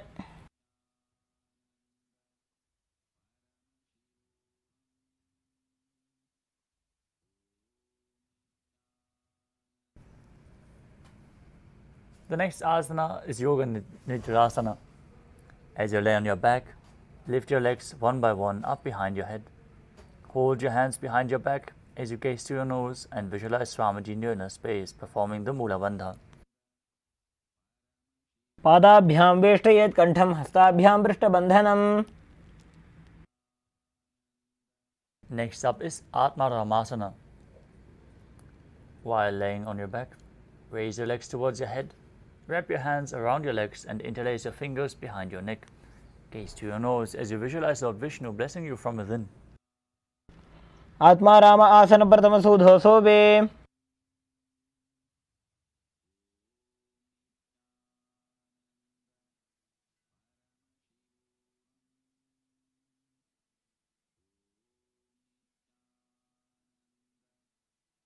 The next asana is Kuchikasana.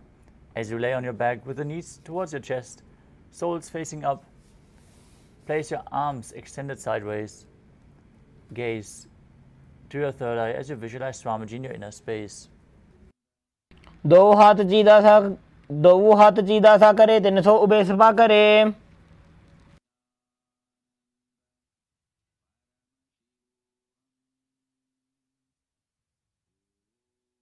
The next asana is Jathala Parivritti.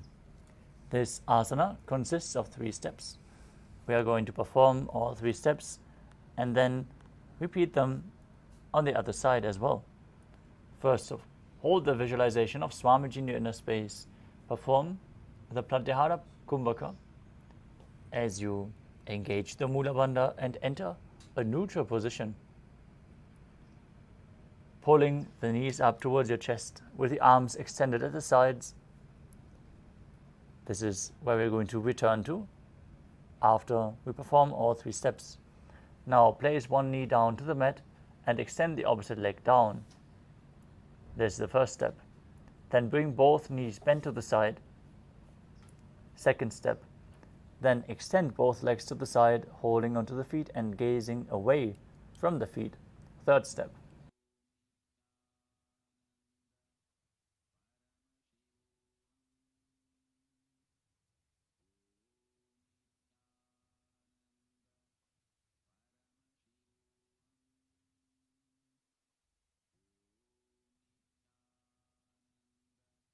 परिवृत्ते कुक्ष भागे त्रिदाहि परिकीर्तितः. Now return to the neutral position with your arms extended, knees raised towards the chest. Then Place one knee to the side, other leg down. Bring both knees bent to the side.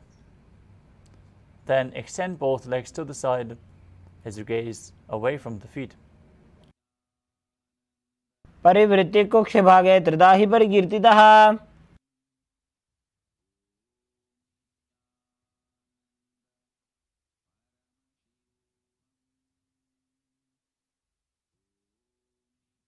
Next up is the Dvipadapitam. As you lay on your back with the feet flat, hold on to the ankles with your hands and push your hips up. Gaze to the nose. Visualize yourself as sturdy as a bridge as you engage Jalandhara Bandha and Mula Bandha, breathing in Mudra Kumbhaka. प्रतिक्रियायुतं द्वन्द्वपीठे सर्वबलप्रदम्. Next up is Paryankasana. As you lay on your back, place your feet flat on the mat and bring your arms over your head as you place your hands flat on the mat as well. With the fingers pointing towards your feet, lift your entire body up off the ground, visualizing yourself as sturdy as stone furniture.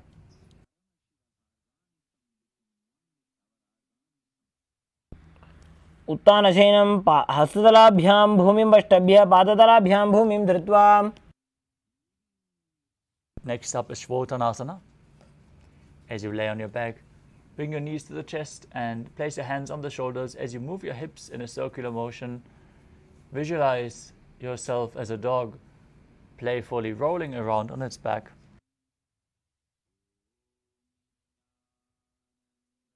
शरीरं संस्थाप्य जानुनी सम्मील्य नाभुवानीय.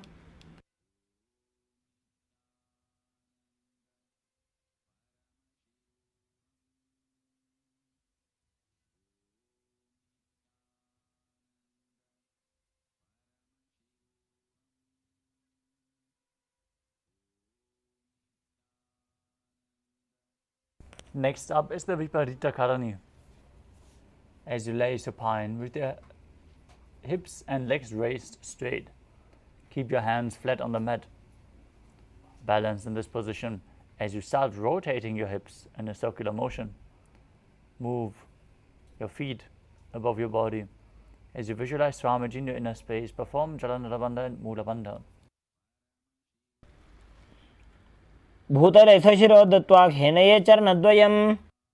Now stop the movement of your legs as you perform Viparita Karani too. Karni विपरीताख्या सर्वाधिव्याधिनाशिनी. Now lower your legs down. As you lay on your back, lift your hips and take your feet over your head with the toes on the ground. Hands stretched on the ground behind your back with the palms clasped. Rest on your neck and shoulders as you visualize yourself as a plow in Langalasana. नरकासने स्थित्वा नासिकाप्रदेशे भूमौ पादपृष्ठे स्थाप्य. Next up is Shaita Paschimottanasana. From the same position, hold on to your feet. Keep your arms and legs straight. This is one of the 84 asanas revealed directly by Lord Paramashiva himself.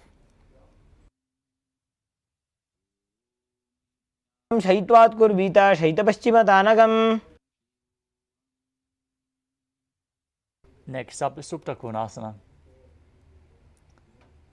From the same position, bring your hips over top of the shoulders and spread your legs wide. Visualize Swamiji in your inner space as you perform Jalandhara Bandha and Mula Bandha. परिवृत्ते कुक्षिभागे त्रिधा हि परिकीर्तितः. Next up is Chakrasana.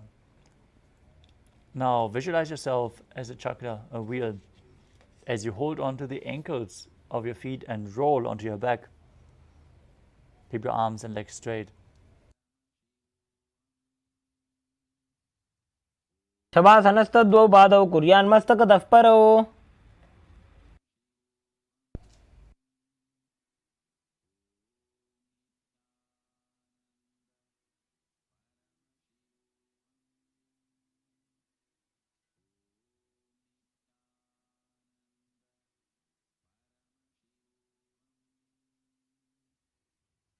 Next up is Supta Prasarita Parangushtasana.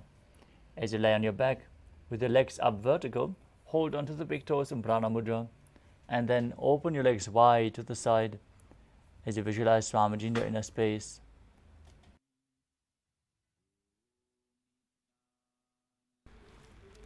उत्तानपादं क्रौञ्चं च भरीचिं वीरभद्रकम्. Next up is Supta Parangushtasana. Holding onto the big toes, keep your legs vertical above your body, arms straight. Visualize Swamiji in your inner space and perform the Mula Bandha. उत्तानपादं क्रौञ्चं च भरीचिं वीरभद्रकम्. Next up is Matsyasana. From Supta Parangushtasana, move your legs into Padmasana. Lay on your back, hold onto the opposite elbows over the top of your head. Gaze to your nose and visualize Matsya, the fish avatar of Lord Vishnu. मुक्तपद्मासनं कृत्वा उत्तानशयनं चरेत्. Next up is Parasharamasana. As you lay on your back with your legs in Padmasana, place the backside of the right hand onto the left palm. Gaze to your nose and visualize Lord Rama in your inner space. प्रथमकरे पद्मासन आचे सूधो सोवे भूपरिपाचे. Next up is Sarvangasana. While laying on your back with your legs in Padmasana, lift your hips and legs up. With your hands supporting the hips, elbows on the floor, tuck your chin to the chest, gaze to your nose as you visualize Swamiji in your inner space. Perform Jalandhara Bandha and Mula Bandha. अथवा क्षेत्र संक्षेपात् सर्वांगासनम् उत्तमम्. Next up is Vrishchikasana. As you lay on your back, place one foot on top of the opposite thigh. Lift the other knee towards your chest as you extend both arms up above your head with the hands hooked forward, visualizing yourself as a scorpion.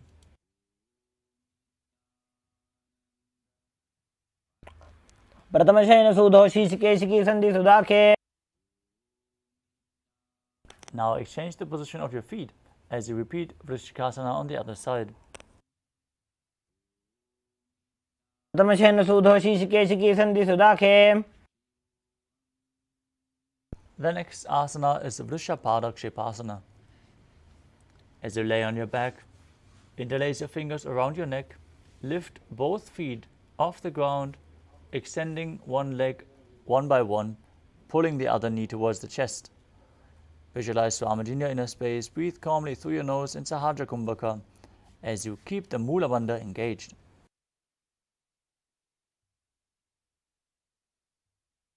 उत्तानशयनं कृत्वा अङ्गुलिभ्यः कन्दरां बद्ध्वा.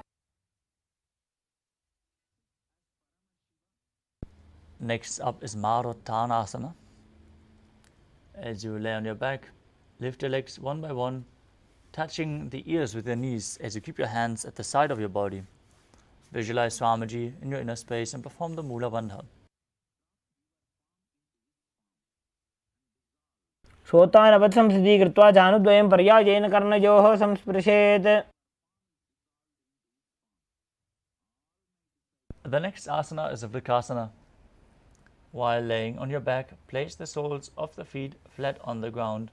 Stand up and sit back down while visualizing yourself as a wolf. उत्तानशयनं कृत्वा पादतलाभ्यां भूमिं धृत्वा. The next asana is Luthasana. As you lay on your back, quickly throw your legs above your head and completely roll over. Finish in a prone position after you repeat this again and again.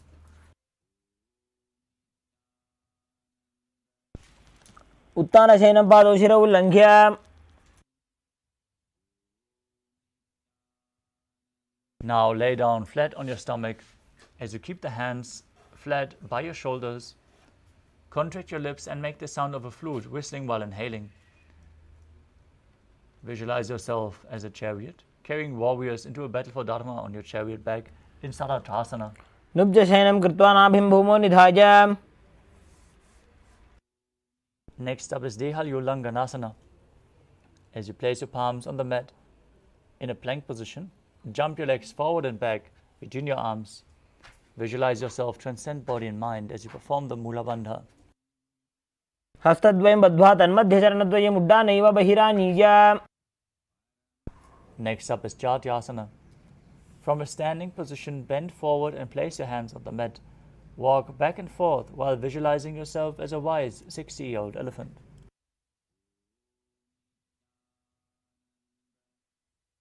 जात्यासनं वक्ष्ये येन जातिस्मरो भवेत्.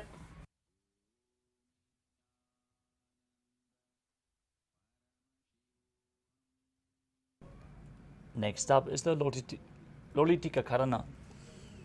Stand with the knees bent, feet pointing outwards. As you bend your elbows and keep your hands at the chest level, rotating around your body. Open your chest as you lean backwards and rotate your head in all directions.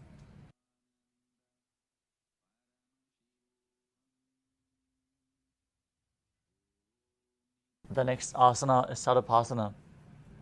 As you stand straight on the mat, tie your feet and keep your arms at the side of your body. Visualize your Kundalini Devi rising and curling upwards around your body. As the Kundalini Shakti is awakened in this posture, many siddhas and yogis stand in this posture the whole night to have their Kundalini awakened. All it takes for us is the glimpse of the avatar, Paramavatara of Paramashiva, our Guru, Swamiji. Get ready for the Kundalini awakening during tonight's darshan. But first, let us perform Sadapasana.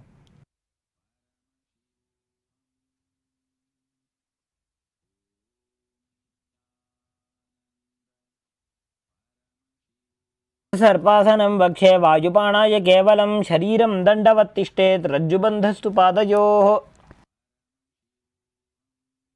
Now untie your feet if you tied them previously, and let's move on to Ushtra Sadhanasana.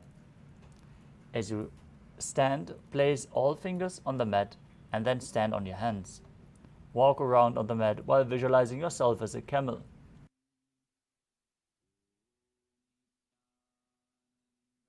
प्रदेशेन भूमौ निधाय उपरिपादतले संस्थाप्य. Next up is Ashvasana. From the same position, hold onto the feet from the outside and walk around while visualizing yourself as a horse. मुष्टिकनिष्ठिका प्रदेशेन भूमौ निधाय उपरिपादतले संस्थाप्य. Next up is Kapota Nitakasana. As you stand straight with the feet together, interlace your hands behind your back in Parusha Mudra and pull them down towards your calves. Open up your chest wide as you visualize yourself as a soaring bird diving headfirst. पादतले भूमौ निधाय पृष्ठभागेन हस्तौ जङ्घापर्यन्तं नीत्वा. Next up is the Tala Pushpaputam Karana. Now stand tall with the palms together in Namaskara Mudra. Gently bend your knees and keep the toes pointing outwards. As you bend, bow down to the sides. Open up your palms, raise the heel of the respective foot, visualizing that you're holding a bouquet of flowers and offering it to Paramashiva.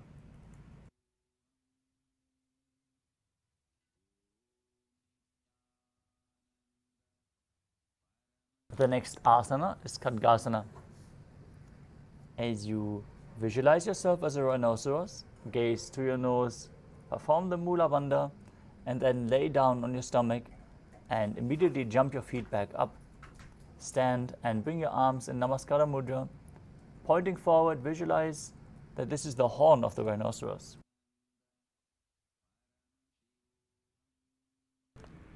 नुजसरतमासनं कृत्वा पादतलाभ्यां भूमिं धृत्वा. Next up is the Uttanottanam. Sit down all the way or as low as you can towards the ground. As you stand back up again and again, gaze to your nose, visualize Swamiji in your inner space, breathe calmly through your nose in Sahaja Kumbhaka, and perform the Mula Bandha. You can hold weights if you want to intensify this asana. पुनः पुनः उत्थातव्यमसितव्यम् इति उत्थानोत्थानं भवति. Next up is Musalasana.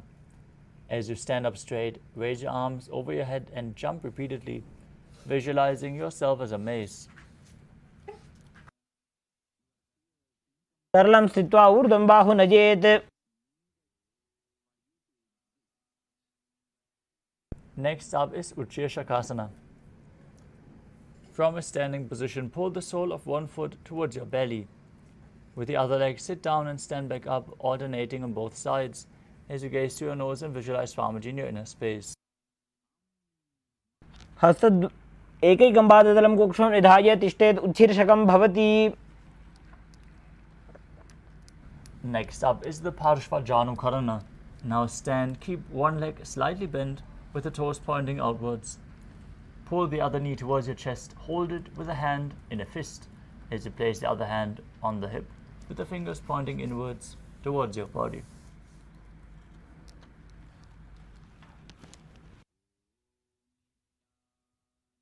Next up is Tandavasana. You can hold weights to intensify this asana as you visualize yourself fiercely dancing as Lord Shiva. Extend your arms forward and lift one leg straight forward as you sit down and stand back up. Perform the Mula Bandha. केन पादेन स्थातव्यं ताण्डवासनं भवति. Next up is Brahmanasana. As you bring one foot to the opposite hip, to the opposite thigh, keep your hands hanging down, relaxed by your body. Visualize Lord Brahma blessing you from within. ब्राह्मणासनमावक्ष्ये यत्कृत्वा ब्राह्मणो भवेत्. Next up is Garudasana 3. As you stand tall and wrap the left leg over the right knee, bring the toes underneath the leg, outside of the other side. Bring the left arm below the right and place your hands in Namaskara Mudra as you visualize yourself as Lord Garuda in Garudasana 3. अनगूर्मपीठं च संहस्गारुडमेव च. Next up is Ekapadasana. As you stand straight on the right leg, lift the left foot on top of the opposite thigh. Keep your hands relaxed by the knees as you visualize Swamiji in your inner space.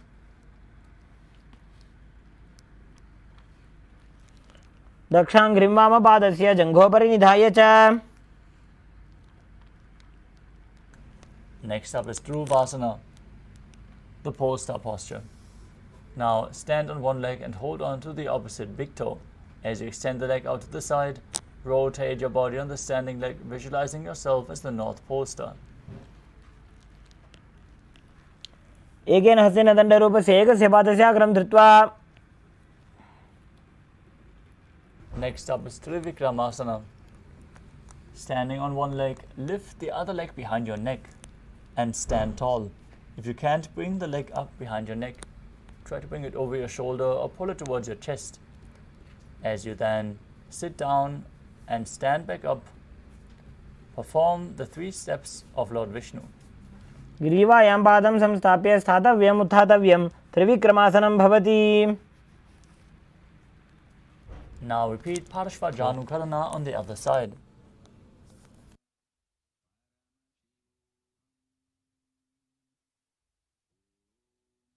Now repeat Tandavasana on the other side. Hold weights if you want to intensify the asana as you visualize yourself fiercely dancing as Lord Shiva.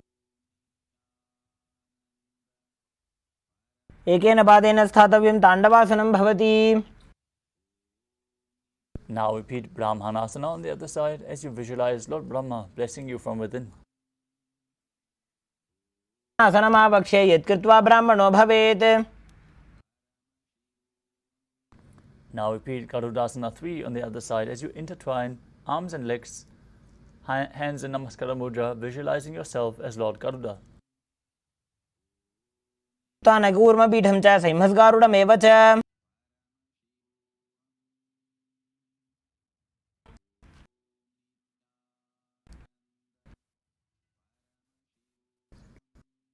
Next up is Ekapadasana.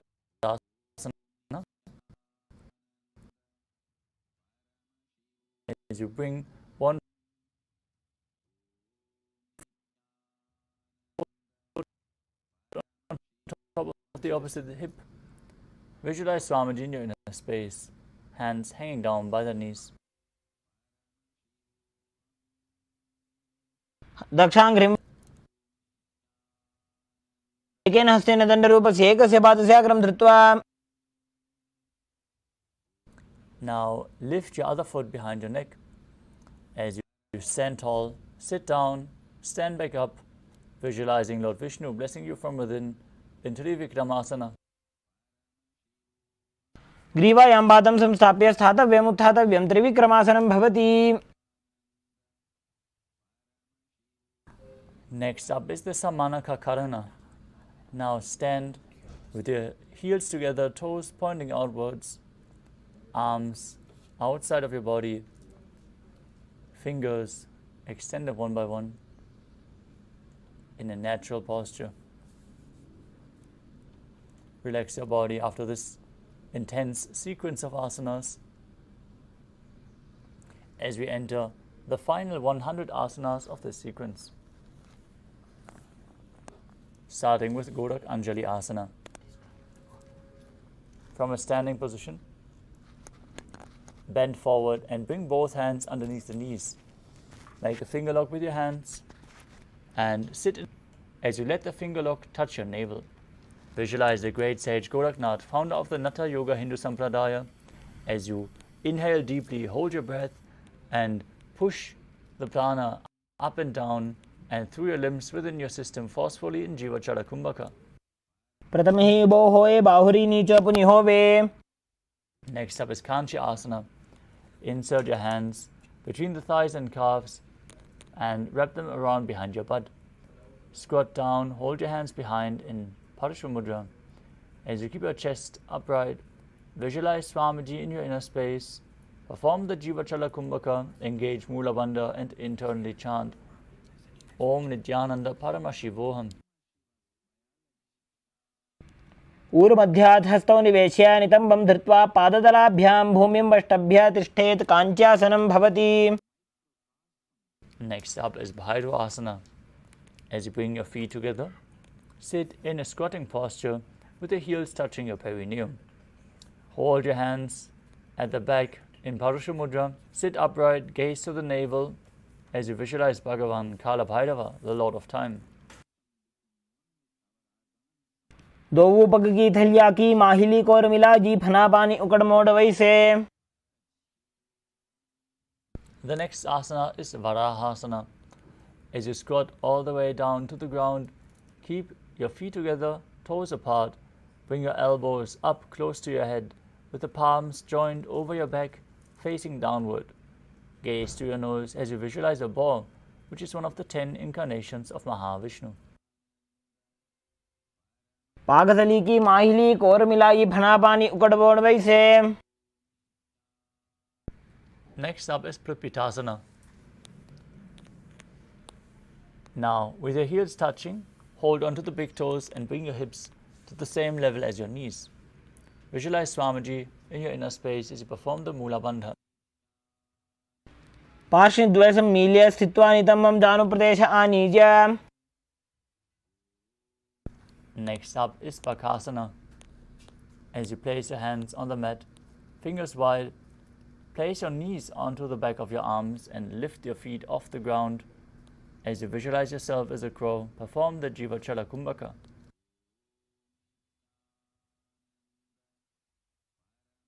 हस्ताभ्याम् अवनिमष्टभ्य जानुद्वयं नाभौ सम्मील्य. Next up is Sushtanga Kapali Asana. As you kneel down, place your head on the ground and spread your palms for support as you raise your body onto your head and cross your legs into Padmasana. Gaze to the nose, visualize Swamiji in your inner space as you perform the Mula Bandha. आसन गोगुण कपाल आछौ होई. Gently lower your body back down. Come to a kneeling position. As you keep your toes touching behind your body and keep the heels outside of the hip. Hands on top of the thighs.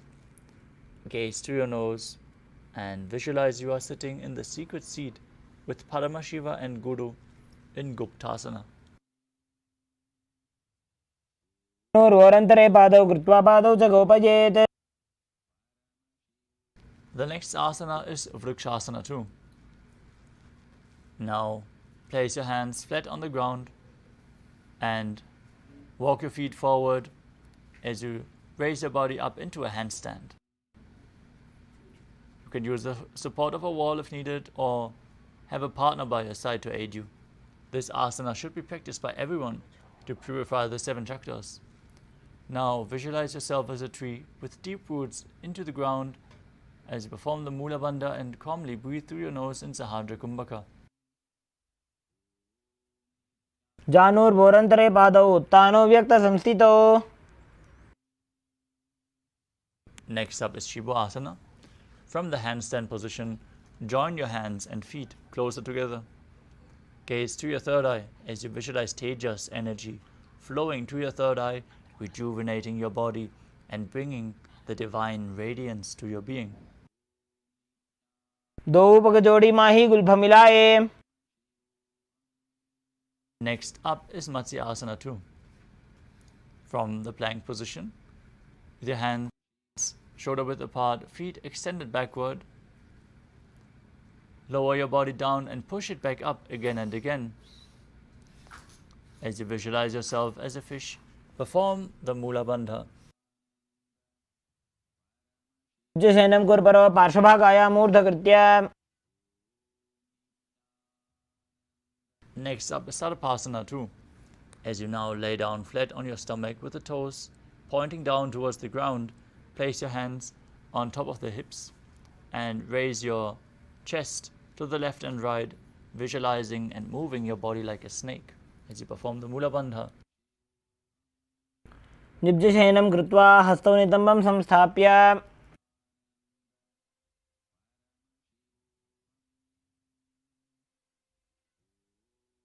Next up is Niralambanasana.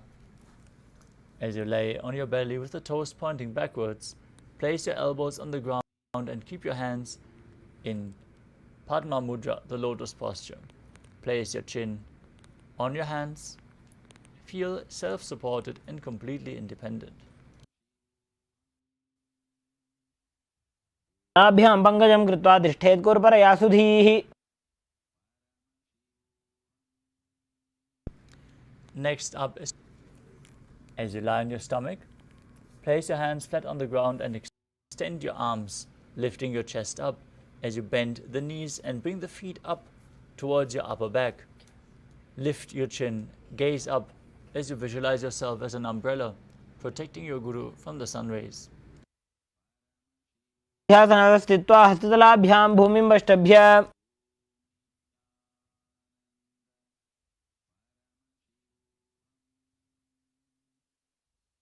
Next up is Vajrasana. As you sit in a kneeling posture with the perineum on the heels, stretch your arms out in front and bring your forehead to the ground. Gaze to your nose and visualize yourself as Vajra, the weapon of Indra, symbolizing your indestructibility. As you perform the Mula Bandha and internally chant Om Nithyananda Paramashivoham. इदानीं गर्भिणीनां योगाभो.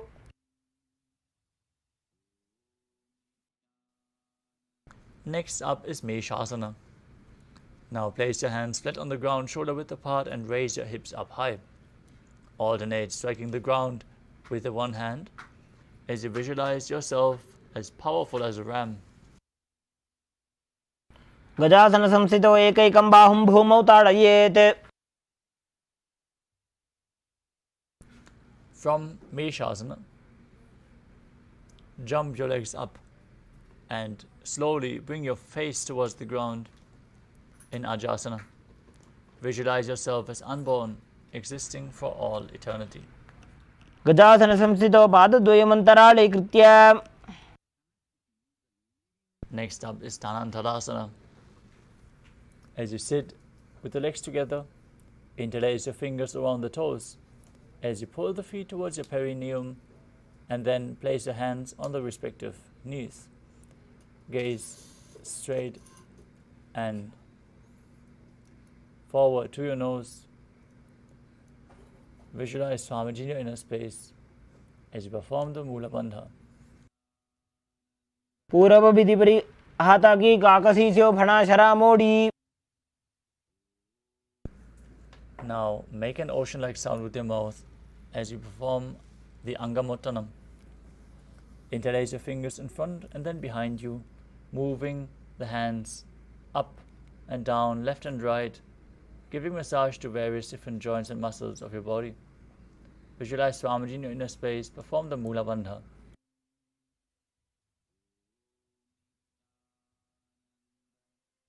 हस्तयो अंगुली बद्वा हस्तयोर मध्यात् सर्वांगम निष्कासयित्वा.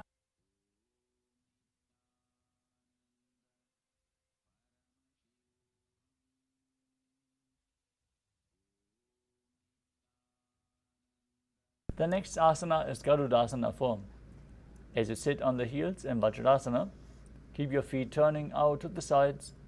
As you keep your thighs and knees resting on the ground, your spine straight, hands on top of the knees. Visualize yourself as Lord Garuda, flying Lord Vishnu and Lakshmi on his back from the Mula Bandha. जंगोरुभ्यां धरां पीड्य स्थिरकायो द्विजानुना जानु परिकरद्वन्द्व गरुडासनमुच्यते. Next up is Ananda Mandirasana. As you sit with the legs folded back, toes pointing backwards, with the knees wide, hands holding onto the respective ankles, keep the front of your buttocks on the ground, gaze to your third eye, and visualize yourself residing in the blissful space of a temple. अथवक्षे वीरनाथ आनन्दमन्दिरासनं यत्कृत्वा अमरो धीरो भवत्येवेह साधकः.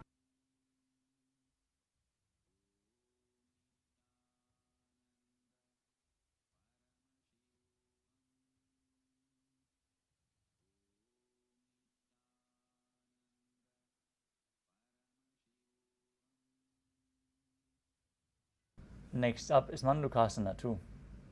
As you sit with your knees wide, feet overlapping on your ankles, place your hands under the knees and nose. Place your tongue up against the palate of your mouth in Manduki Mudra. As you visualize yourself as a frog, perform Uddiyana Bandha and Mula Bandha in Mandukasana 2.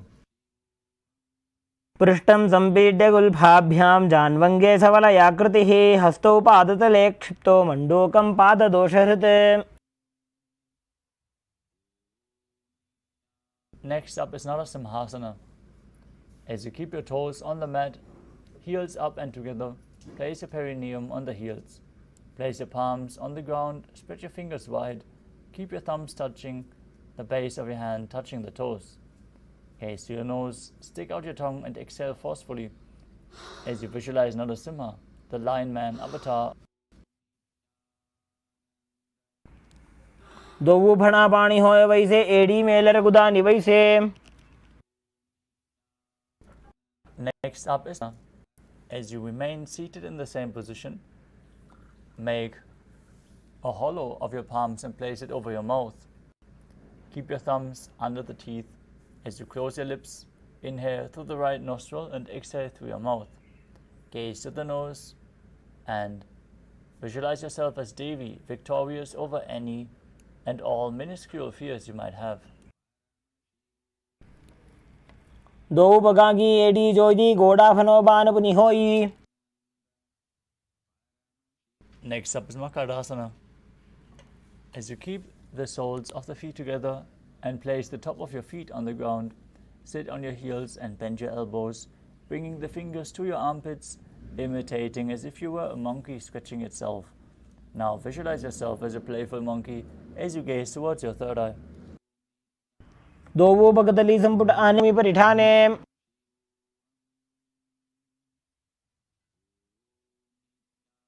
Next up is Vajrasanghasana.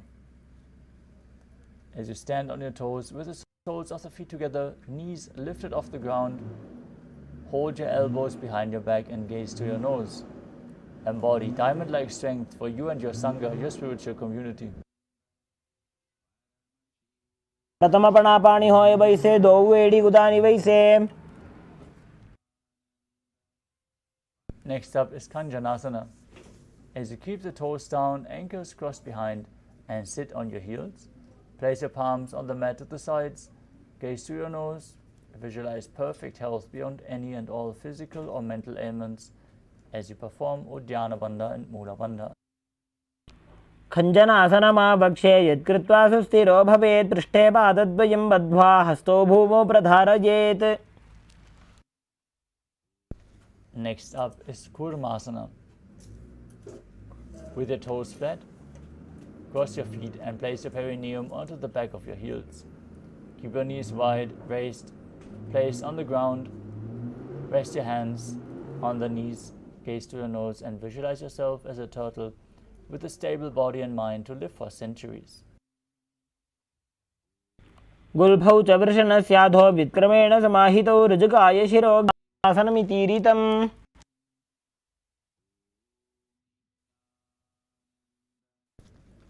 Next up is Yogasana. With your toes flat, cross your feet and place your perineum onto the back of your heels. Gaze to your nose, visualize Swamiji in your inner space as you perform the Mula Bandha. गुदं नियम्य गुल्फाभ्यां विक्रमेण समाहितः.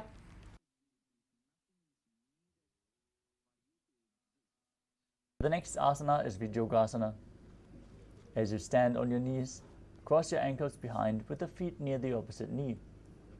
Hold your calves with your fingers inside and the thumbs outside as you gaze to your third eye and visualize a space of eternal oneness, Advaita, with your Guru. गोड़ा वामो वो होई गोड़ा आड़ा राखे दोई. Next up is Ushtrasana 2. In a kneeling position, bend backwards and hold your ankles with your hands. As you keep your arms straight, push your hips forward as you tilt your head back. Visualize yourself as a camel as you perform the Mula Bandha. मेरुदण्डग्रन्थि दाढ्या संविपाद.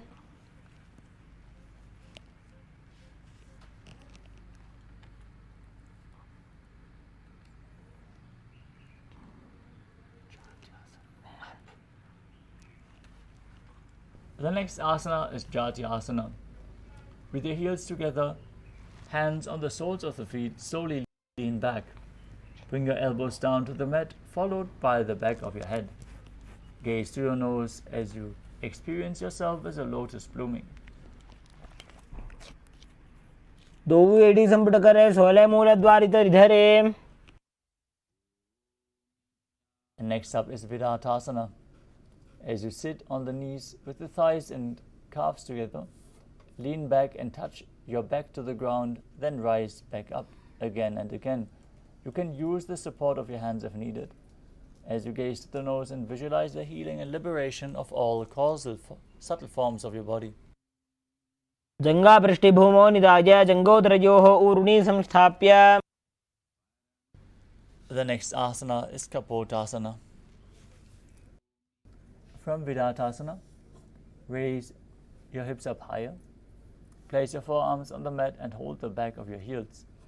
As you bring your head in between the feet, visualize yourself as a beautiful dove. मेरुदण्डग्रन्थि दाढ्या संविपादयिषु पुमान्. Next up is Vara.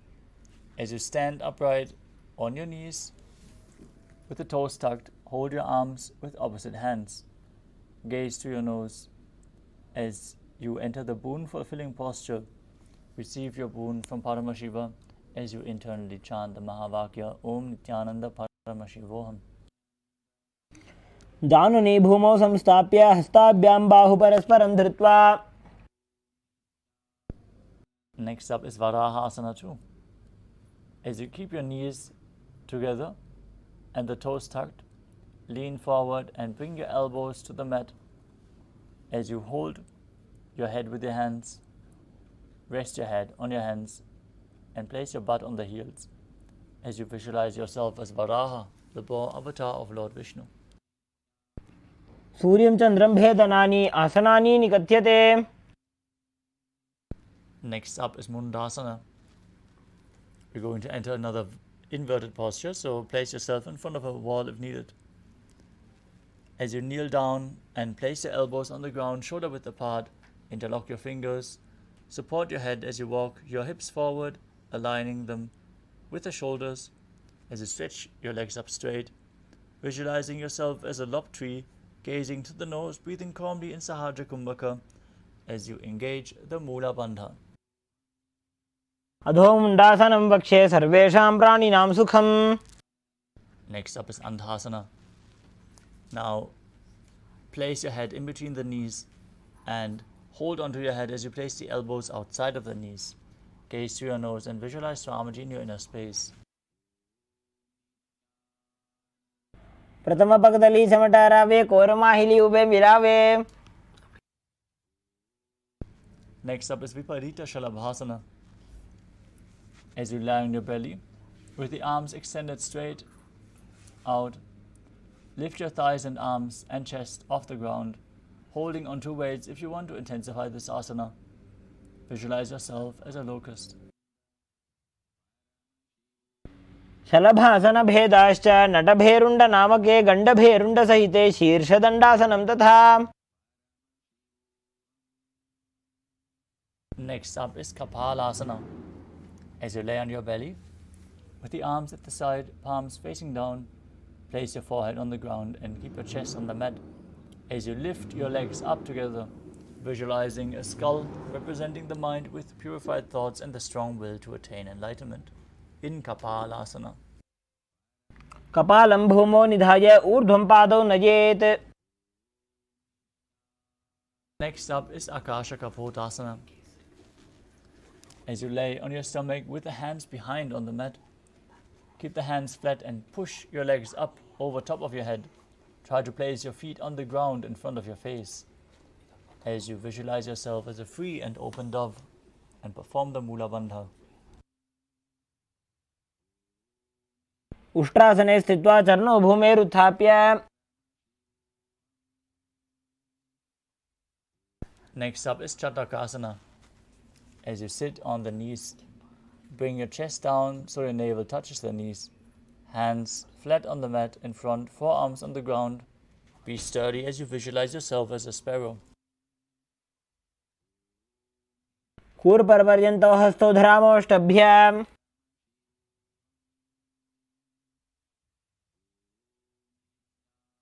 Next up is Vrishikasana too. As you kneel down with your hands and elbows on the mat, raise your legs, bend your back to touch your feet to your head. Lift your chin and hold as you visualize yourself as a scorpion in Vrishikasana too. इच्छेव पुच्छप्रतिमाङ्घ्रिपार्श्वे धृत्वा स्वशीर्षे जीवकं विधार्यकौ. Next up is Vrishasana. As you sit with your perineum on one heel, keep the other foot pointing outwards outside of the hip. Visualize yourself as a bull as you keep your hands in front and breathe in Antarangaka Kumbhaka. Inhale forcefully. Hold your breath and then slowly exhale through your nose as you perform the Mula Bandha. गुल्फे पादमूले वामभागे पदेतरम्. Next up is Lolasana. With your palms spread in front of the body, lift your knees off the ground, cross the left toes over top of the right as you balance, visualizing Swamiji in your inner space. लोलासनं सदा कुर्यात् वायुलोलापघातनात्. From Lolasana, place your perineum straight on the opposite heel as you repeat Vrishasana on the other side, visualizing yourself as a bull. याम्य गुल्फे पादमूले वामभागे पदेतरम्.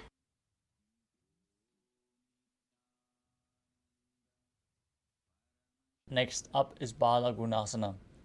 Now place the toes of the left foot to the ground as you sit down on the left heel. Keep the right foot flat in front with the knee raised towards your chest, hands on the respective knees, spine straight.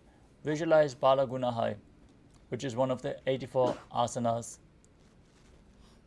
84 siddhas, and gaze forward in Vaishnavi Mudra without focusing on any of the external objects. Only focus on the object within.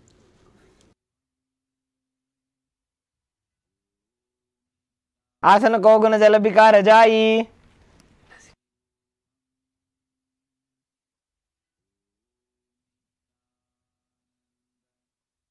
Next up is Grahasana.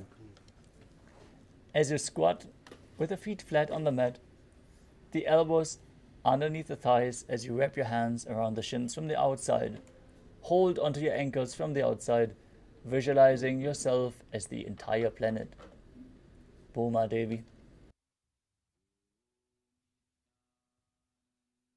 पादतले भूमौ संस्थाप्य जानुमध्ये कूर्परौ स्थाप्य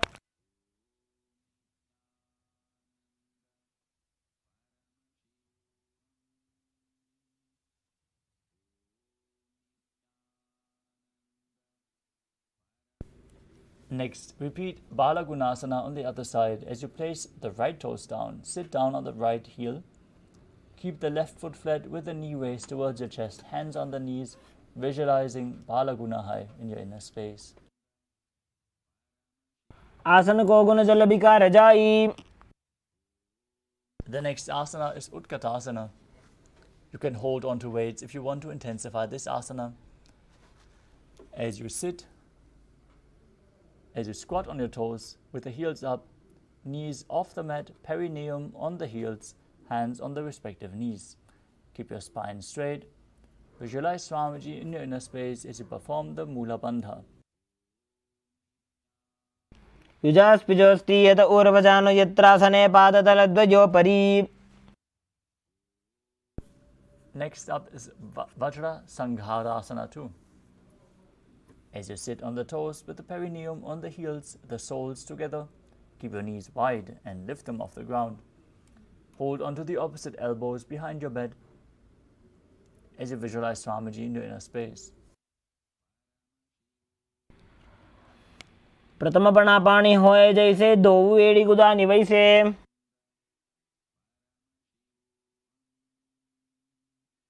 Next up is Anilasana. Now squat or sit with the feet hip width apart. Place your palms flat on the ground and step your heels onto your hands. Keep your arms straight. Gaze to the nose as you visualize you are able to live off of air alone. दो हाथ भूमि पर इकट्ठाने कहुनी जाड़ी नाभि लग आने.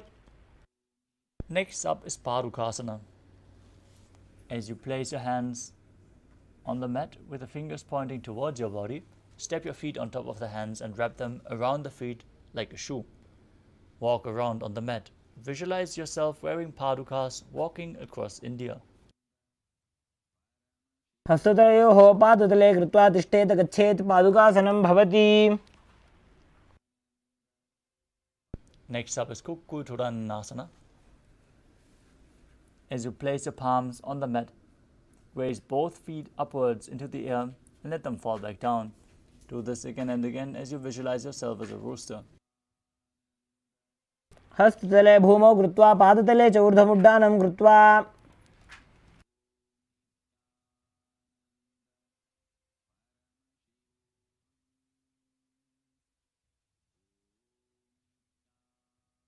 Next up is Viparita Nrityasana. As you place your hands on the mat, raise your legs upwards into a handstand and move around on two hands dancing. As you feel yourself become free of all inhibitions, breathe calmly through your nose in Sahadra Kumbhaka. हस्ततलाभ्यां भूमिं वष्टभ्य ऊर्ध्वपादाग्रे कुर्वन्. Next up is Kunjarasana. Now separate your feet and place one palm down on the mat with your arms straight. Bring the opposite hand to your head. Be stable as you visualize Swamiji in your inner space. अथ वक्षे महादेव कुञ्जरासनमुत्तमं करेण इङ्केन पादाभ्यां भूमौ तिष्ठेत् शिरःकरः. Now place the other hand down. Repeat Kunjarasana on the other side. अथ वक्षे Mahadev कुञ्जरासनमुत्तमम्.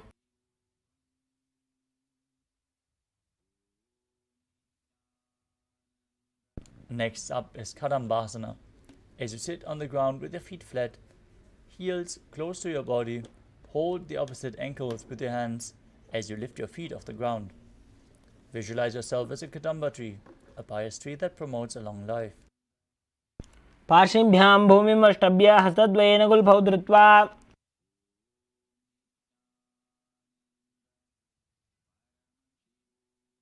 Next up is Pavana Muktasana. As you sit with your heels at the perineum, hold your knees with opposite hands and pull them close to your chest. Visualize any excess vata being released from your body or balanced within your system. द्वयोस्तु पादयोः पाणिं लात्वा स्वस्वनितम्बके. Next up is Chakrasana. As you sit and lift one leg behind your head, you can bring it over your shoulder if you can't reach your neck with your foot. Place your hands flat on the mat beside you and lift your body up as you extend the opposite leg forward. Gaze to your third eye and visualize yourself as a powerful source of energy. पूर्वदानं चतुष्पादपीठं वज्रासनं तथा. Next up is Dhanurasana 2. As you sit on the ground with one leg extended forward, hold onto the big toes in Prana Mudra as you pull the other foot towards your ear. Visualize yourself as a bow as you perform the Mula Bandha. पादाङ्गुष्ठौ तु पाणिभ्यां गृहीत्वा श्रवणावधि. Next up is Ashtavakrasana. Now bring one foot over top of the wrist as you hook the other and extend both legs to the side, balancing mid-air with the legs extended as you visualize yourself as a flying crane.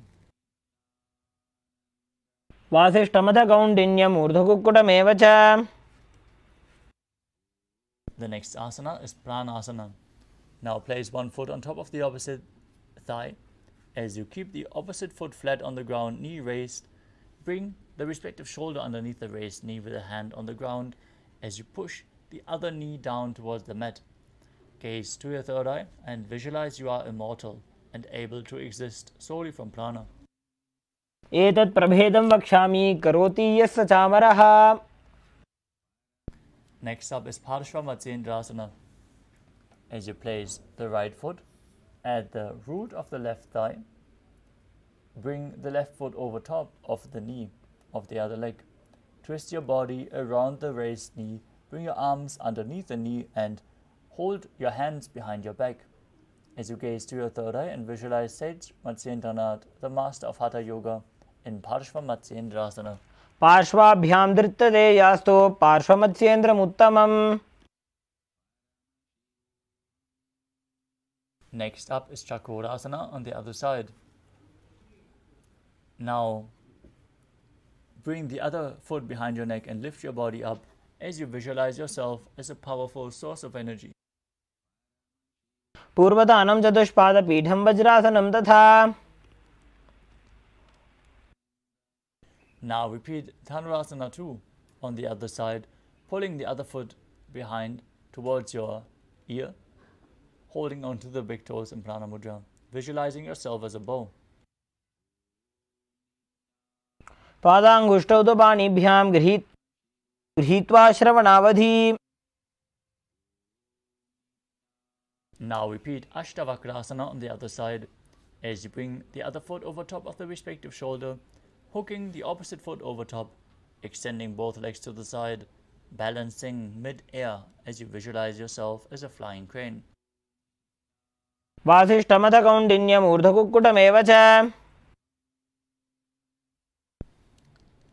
Now repeat Pranasana on the other side as you bring the other foot over top of the opposite thigh, pushing the knee down, shoulder underneath the raised knee, as you visualize you're immortal and able to exist solely from prana. एतत् प्रभेदं वक्ष्यामि करोति यस्य चामरः. Next up is Parshvamatyendrasana on the other side. Bring your arm underneath the raised knee. As you twist your body, gaze to your third eye and visualize Sage Matsyendranath. पार्श्वाभ्यां धृत्यते यास्तु पार्श्वमत्स्येन्द्रमुत्तमम्. Next up is Ardha Paschimottanasana. Extend one leg forward as you bring the other heel against the perineum. Lean forward and down, hold onto the front foot as in Paschimottanasana. Visualize Swamiji in your inner space and perform the Jivachala Kumbhaka, moving the retained prana up and down within your system and throughout your limbs as you inhale and hold your breath. एकं पादं प्रसार्य एकं पादस्य पार्श्वनासीवनी सम्पीड्य. Next up is Kraunchasana. Now bring one foot outside of the respective hip as you hold onto the other foot and extend it up in front of your face, keeping the knees straight and visualizing yourself as a crane. उत्तानपादं क्रौञ्चं च मरीचिं वीरभद्रकम्. Now repeat Ardha Paschimottanasana on the other side as you press the other perineum, other heel against the perineum, and lean forward holding onto the foot. वासिष्ठमदकौण्डिन्यम् ऊर्ध्वकुक्कुटमेव च. Now repeat Kraunchasana on the other side, bringing the other foot outside of the hip and extending the opposite leg straight up in front of your face, visualizing yourself as a crane. उत्तानपादं क्रौञ्चं च मरीचिं वीरभद्रकम्. Next up is Swastikasana. Now sit with the soles of the feet in between the thighs and calves. Keep your spine straight, the palms resting on the knees as you gaze to your nose and embody peace, well-being, good fortune and prosperity, visualizing a swastika.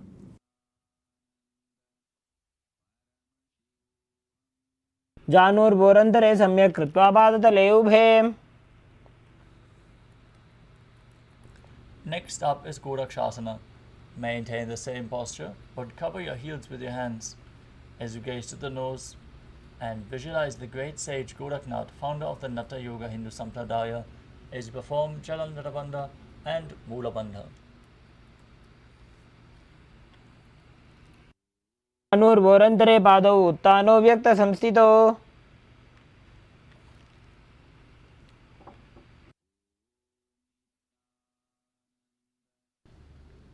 Next up is Bhagasana 2. As you sit with the left heel against the perineum and the right foot on the left thigh, visualize Swamiji, gaze to your third eye and perform the Mula Bandha as you meditate on Arihanta, the enlightened one, preparing yourself to enter Shanmukhi Mudra. Exhale fully and then close all your 5 senses with your fingers, index fingers closing your eyes, the middle finger closing your nostrils, ring and little fingers closing your mouth, and the thumbs closing your ears.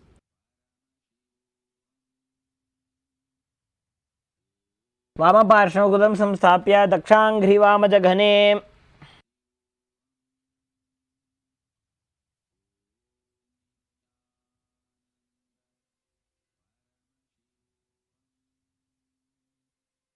The next asana is Yogasana 2.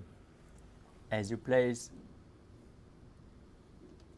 your feet onto opposite knees, place your hands on the ground beside you. Keep your palms facing up, your spine straight, gaze to your nose as you visualize Swamiji in your inner space and start breathing in Kakachantra Kumbhaka, where you roll up your tongue and keep your mouth in the shape of the beak of a crow. As you inhale through your tongue, exhale through your nose, perform the Mula Bandha. उत्तानौ चरणौ कृत्वा संस्थाप्योपरि जानुनोः आसनोपरि संस्थाप्य चोत्तानं करयुग्मकम्.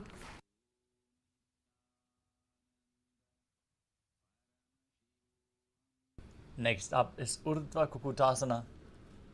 From Padmasana, place your palms flat on the mat and push your body up, balance above the mat as you visualize yourself as a rooster, engaging the Mula Bandha. वासिष्ठमथकौण्डिन्यम् ऊर्ध्वकुक्कुटमेव च. Next up is Siddha Haratali Asana. From Padmasana, bring your hands in between the thighs and calves and place your palms flat on the mat. Don't lift your body up. Stay seated on the mat. As you gaze to your nose, visualize Swamiji in your inner space and perform the Mula Bandha.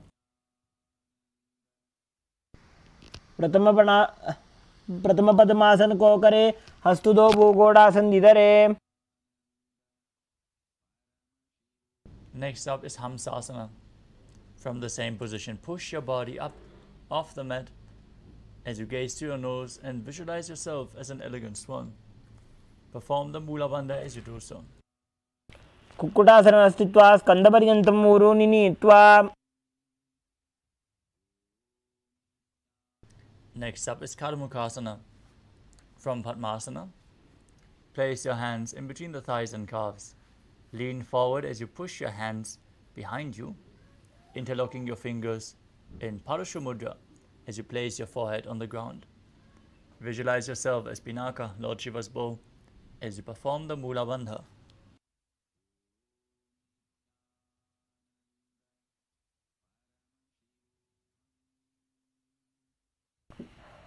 प्रथम पद्मासन को करे, घोड़ासन दिमाही कर इधरे.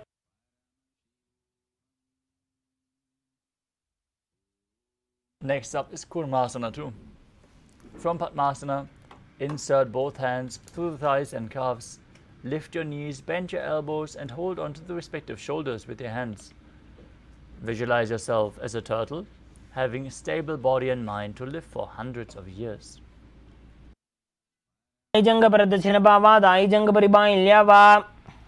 Maintain the same posture, tuck your chin to the chest, gaze to the nose, and rejoice knowing you're sitting in Shiva's secret knot posture, Granthi Bhedasana.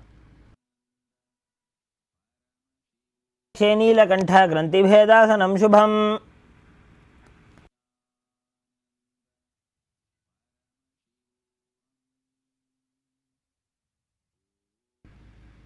Next up is Uttana Kurmasana. Again in the same position with your hands in between the thighs and calves, holding onto the shoulders, roll onto your back as you embody a turtle laying on its back. Gaze to your nose and perform the Mula Bandha. कुक्कुटासनबन्धस्थं कराभ्यां धृतकन्धरं पीठं कूर्मवदुत्तानमेतदुत्तानकूर्मकम्. Next up is Pangu Kukkurasana. From Padmasana, place both hands through the thighs and calves and place one hand flat on the mat as you hold on to the respective wrist, pushing your body up, balancing on one arm, visualizing yourself as a rooster. कुक्कुटासनं स्थित्वा एकेन हस्तेन अन्यसमनिबन्धं धृत्वा. Now repeat Pangu Kukkutasana on the other side as you balance on the opposite hand. कुक्कुटासनबन्धस्थं कराभ्यां धृतकन्धरम्. The next asana is Gridrasana. From Padmasana, place your elbows on the toes as you interlace your fingers and rest your chin on the knuckles, pressing your thumbs to your throat. Visualize you have gone beyond all greed and covetous as you perform the Mula Bandha. जानोर्वोरन्तरे पादौ उत्तानो व्यक्तसंस्थितौ. Next up is Padmasana 3. Sit in Padmasana and hold one hand over the other with the palms facing upwards. Gaze to your nose, perform Mahamudra Bandha, all three bandhas engaged as you visualize Swamiji in your inner space. उत्तानौ चरणौ विधाय विधिवत् शक्तिस्थितौ योगिरात्. Next up is Padmasana 4. From Padmasana, place your palms flat on top of your knees. Keep your spine straight, gaze to your nose as you visualize Paramashiva in your inner space, engaging the Mula Bandha. एतत् पद्मासनं कुर्यात् प्राणवायुप्रसिद्धये शुभासनं सदा ध्यायेत् पूरयित्वा पुनः पुनः. Next up is Karmukhasana 2.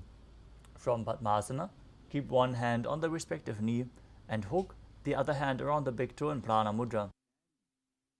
Now, pull the elbow back as if you're pulling a bowstring and rotate the big toe as you visualize yourself as Pinaka, Lord Shiva's bow, repeating the movement on the other side as well.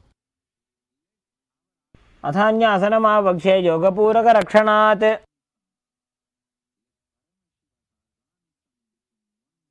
Next up is Karmukhasana 3. From Padmasana, cross your arms behind your back and hold on to the respective big toes in Prana Mudra. Gaze to your nose. Visualize yourself as Lord Shiva's bow. As you engage all three bandhas, keep breathing in Kakachanchu Kumbhaka. कार्मुकासनमाक्षित्य उदरे पूरयेत् सुखम्.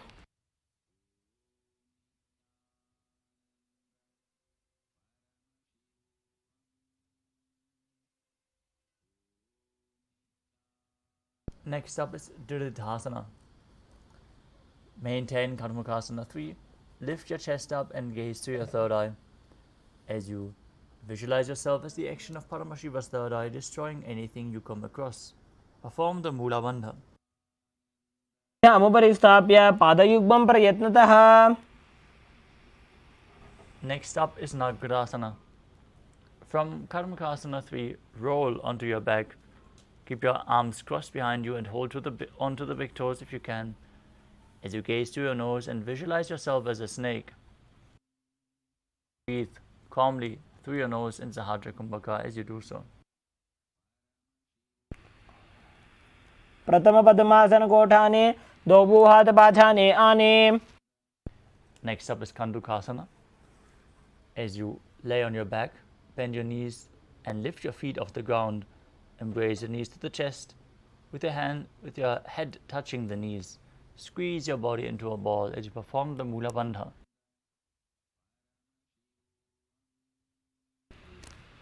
वेत्रासने स्थित्वा हस्तपादान् निष्कुष्य ऊर्ध्वं नयेत्. Next up is Urdhva Pavanasana. As you lay on your back, keep the feet flat, knees raised, hands interlocked underneath your neck. Gaze to your nose as you visualize Swamiji in your inner space. Breathe calmly through your nose in Sahadra Kumbhaka and perform the Mula Bandha. प्रथमे सूधो San करावे घोड़ा उभा राशि मिलावे. Next up is Malakata Pitasana. As you lie on your back, bend your knees and keep your feet flat on the mat as you place the upturned palms underneath the heels and raise your hips up. As you contract the perineal region, push your hips forward, tuck your chin to the chest, lock your throat as you exhale in Mudra Kumbhaka, keeping Jalandhara Bandha engaged. Visualize yourself as a powerful alpha ape. उत्तानशयनं पादतले उत्तानहस्तयोः स्थापयेत्. Next up is Uttana Shikhi Pitakasana. As you lie supine and raise your hips up, support your hips with your hands, elbows placed on the mat, bearing the weight of your body. As you extend your legs straight, tuck your chin to the chest, contract the perineal region, gaze to your nose as you visualize Swamiji in your inner space. जङ्घोरुबलहीनश्चेत् उत्तानशिखिपीठकम्. Next up is Narakasana. As you lie on your back, raise your hips and legs up and keep the toes pointing up straight. As you keep your hands flat on the mat, visualize yourself blissfully traversing through Naraka Loka unscathed. ग्रीवाकण्ठेन भूमिं विष्टम्भ पादाग्रद्वयमूर्धमुत्रजेत्. Next up is Tiryan Naukasana. From Narakasana, bring your hands to your lower back, elbows on the ground supporting you as you keep your legs vertical and then slowly angle and lower them down towards the ground, keeping your core engaged. Visualize yourself as a boat crossing the ocean of samsara as you breathe in Mudra Kumbhaka in Tiryan Naukasana. नौकावत् स्थित्वात् ऊर्ध्वं पादाग्रद्वयं नयेत्. तिर्यन्नौकासनं भवति. Place your hands back onto the mat. Be straight and sturdy as a flagpole, as the Kailasa flag. All nations asana. तिते ग्रीवापृष्ठगोर्परैः भूमिं वष्टभ्य. Now lay down on your back in the final asana of this sequence, Mritasana. Keep your hands at the side of your hips, palms facing up. As you perform the Shakti Chalan Mudra. push and pull the Kundalini Shakti upwards along your spine from Muladhara to Sahasrara Chakra. Unclutch from any micro movements of the body and mind. Be completely still as you visualize that your body is dead and Swamiji is liberating you. Internally chant the Mahavakyam, Om Nithyananda Paramashivoham. उत्तानं शववद्भूमौ शयनं तोषवासनं शवासनं श्रमहरं चित्तविश्रान्तिकारणम्.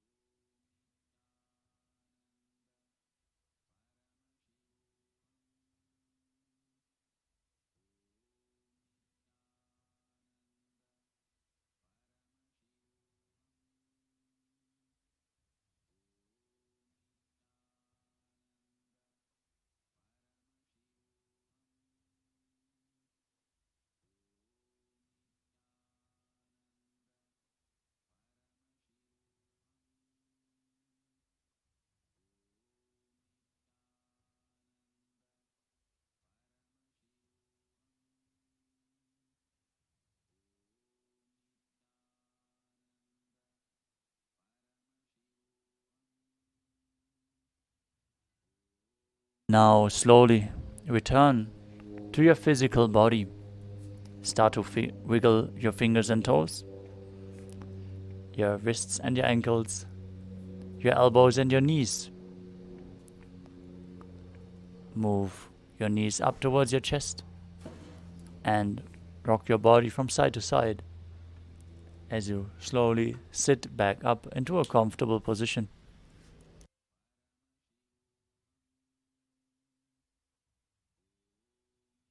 Congratulations, you completed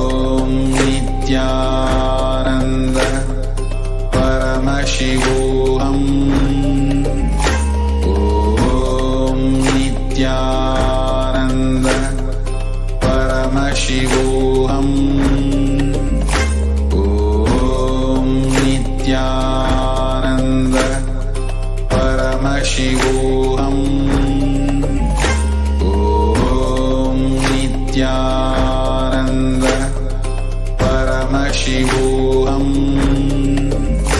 Om Nithyananda Paramashivoham.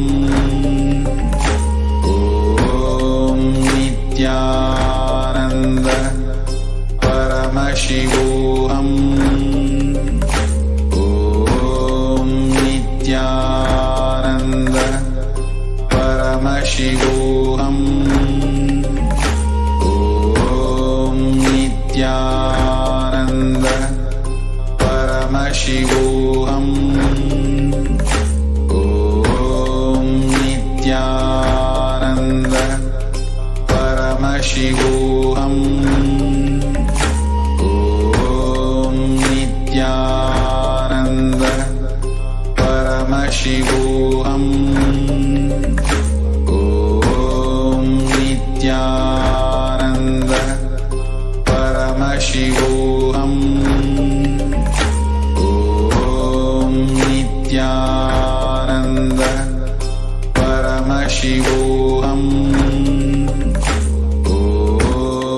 Nithyananda Paramashivoham.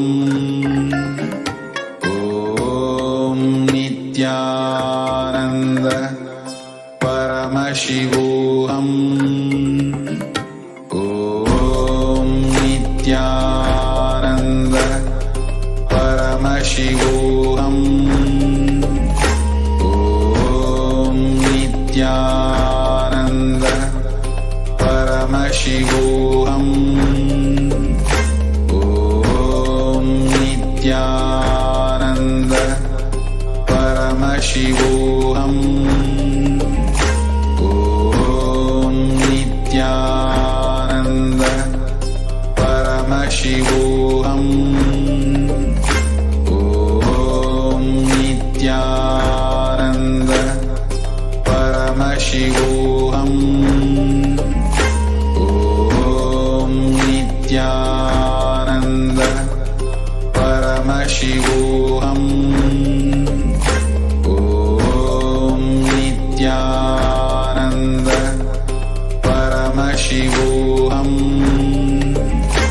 Om Nithyananda Paramashivoham. नित्यानन्दं परमसुखदं केवलं ज्ञानमूर्तिं द्वन्द्वातीतं घनसदृशं तत्त्वमस्याधिलक्ष्यम् एकं नित्यं विमलमचलं सर्वदी साक्षिभूतं भावातीतं त्रिगुणरहितं सद्गुरुं तं Namami.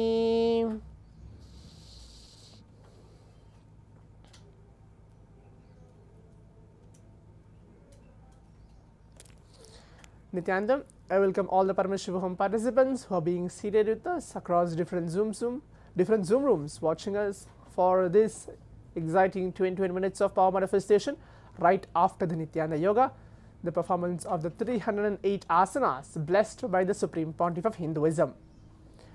Now, we'll be entering to the 21 minutes of power manifestation. We're going to be looking into the power manifestation of third eye.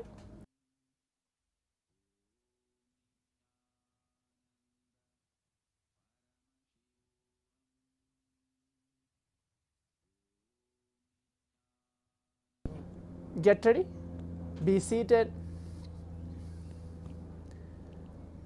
We're going to be manifesting the power of third eye awakening today, reading and seeing with our eyes completely blindfolded.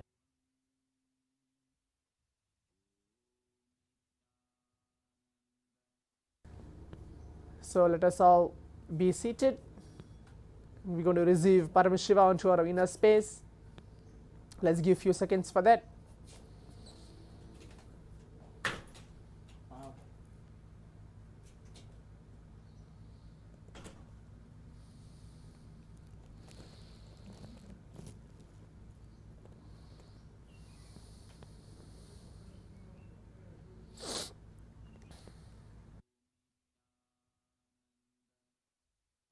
Please bring your eye bands, pen and paper, and please be seated.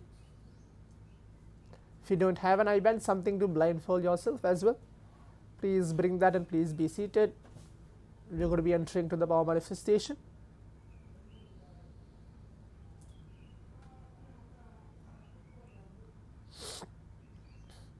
Today again we're going to be manifesting 3 different rounds for this power manifestation. Please keep your eye bands ready.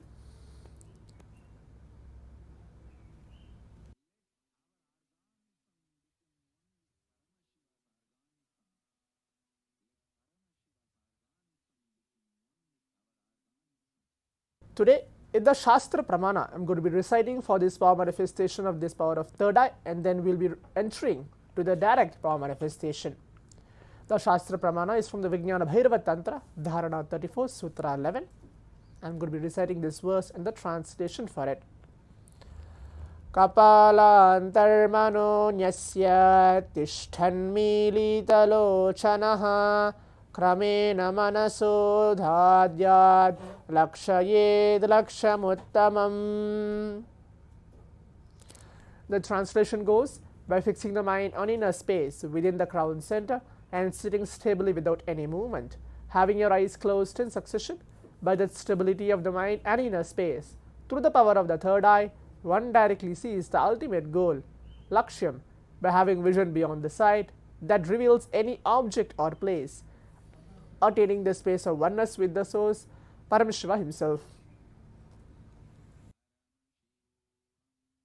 As we gone through the Shastra Pramana, which is a scriptural reference to manifest the power of third eye, today for the round 1 of the power manifestation, we are going to be manifesting seeing plants blindfolded, any object, any picture of plants today.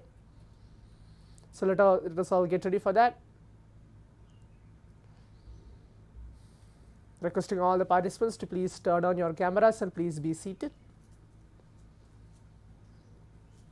The round 1 of the power manifestation, we are going to manifest seeing plants blindfolded.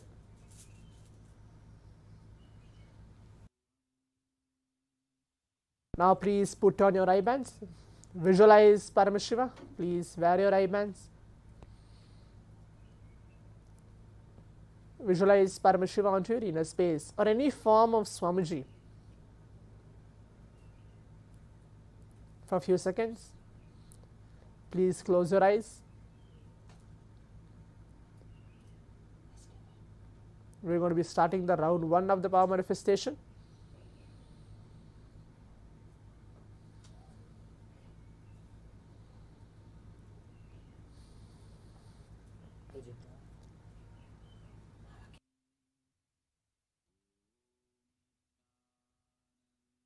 Start chanting the Mahavakya.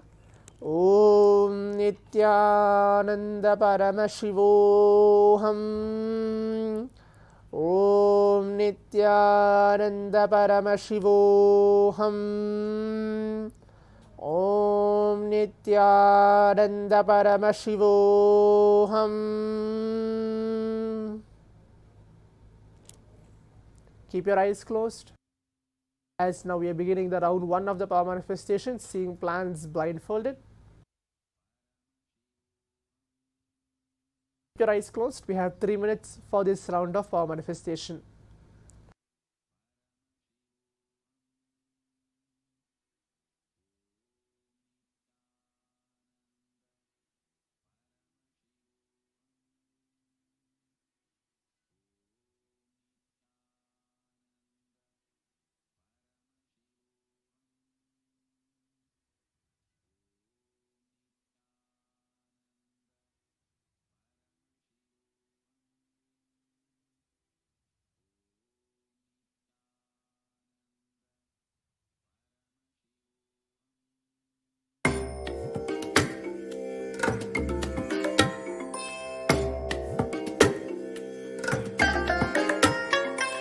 I bless you all.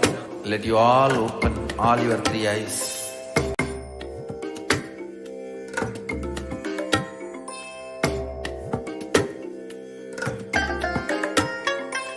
I bless you all. Let you all open all your 3 eyes and manifest the powers of Mahasadashiva. Om Nithyananda Paramashivoham.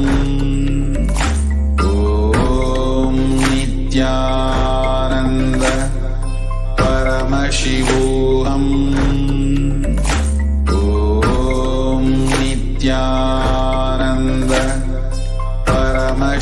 Paramashivoham. Om Nithyananda Paramashivoham. Om Nithyananda Paramashivoham. Om Nithyananda Paramashivoham.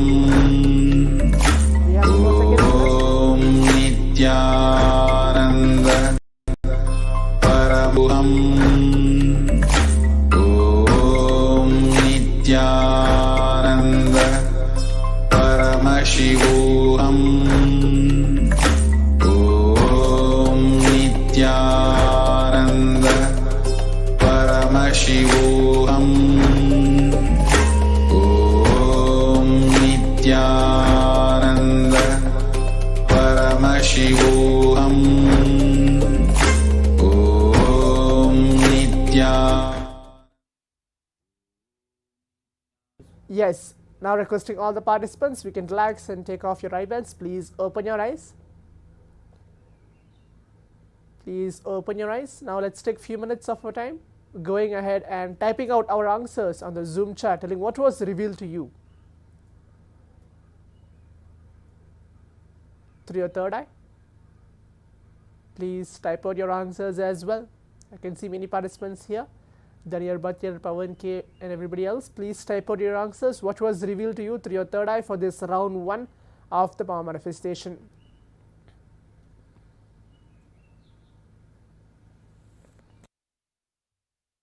To you through your third eye for this round 1, plans blindfolded.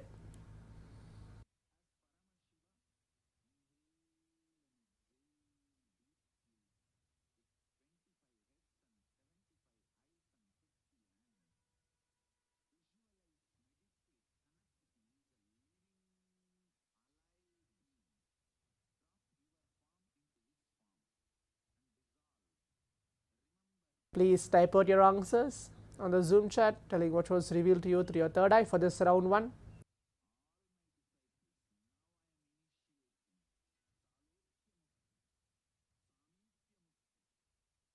Yes, now as all the participants can see, for this round 1 of the power manifestation, we have chosen the rose plants was chosen for all of us for this round 1 of the power manifestation.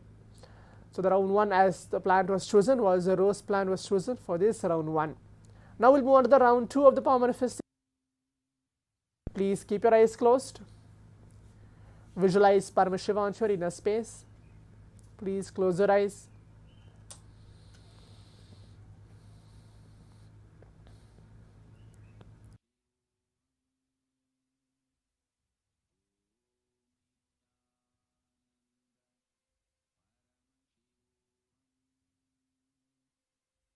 For the round 2 of the power manifestation, it's not going to be plants, it's going to be different altogether. It's going to be from the category of fruits for this round 2. So seeing what is a fruit which is getting revealed to all of us through our third eye. The round 2 of the power manifestation will be that. Please keep your eyes closed.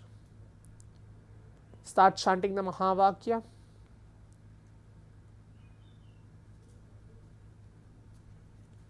Om Nithyananda Paramashivoham. Om Nithyananda Paramashivoham.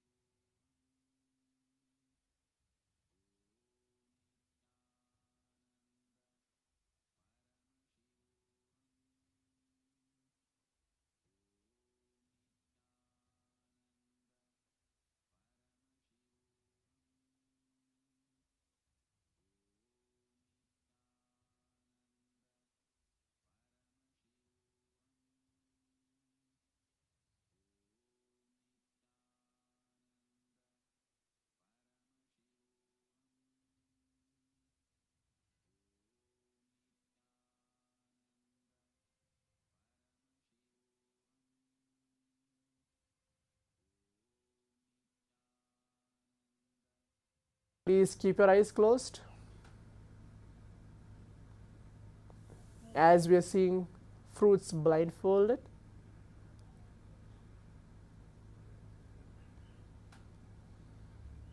Keep your eyes closed.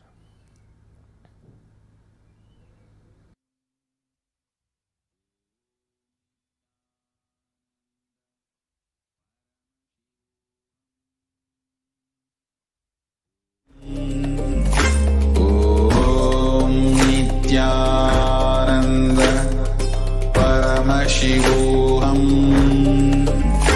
Om Nithyananda Paramashivoham.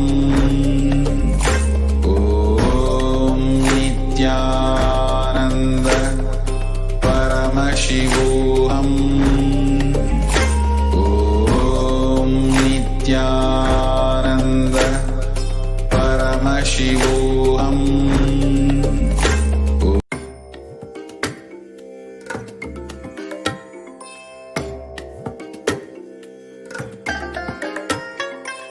I bless you all.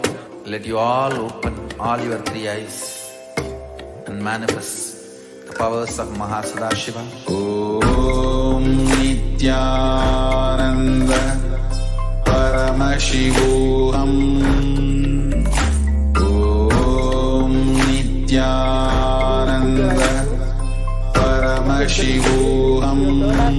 Continue chanting the mantra. Om Nithyananda Paramashivoham. Om Nithyananda Paramashivoham. Om Nithyananda Paramashivoham. Om Nithyananda Paramashivoham. Om Nithyananda. Paramashivoham. Om Nithyananda Paramashivoham.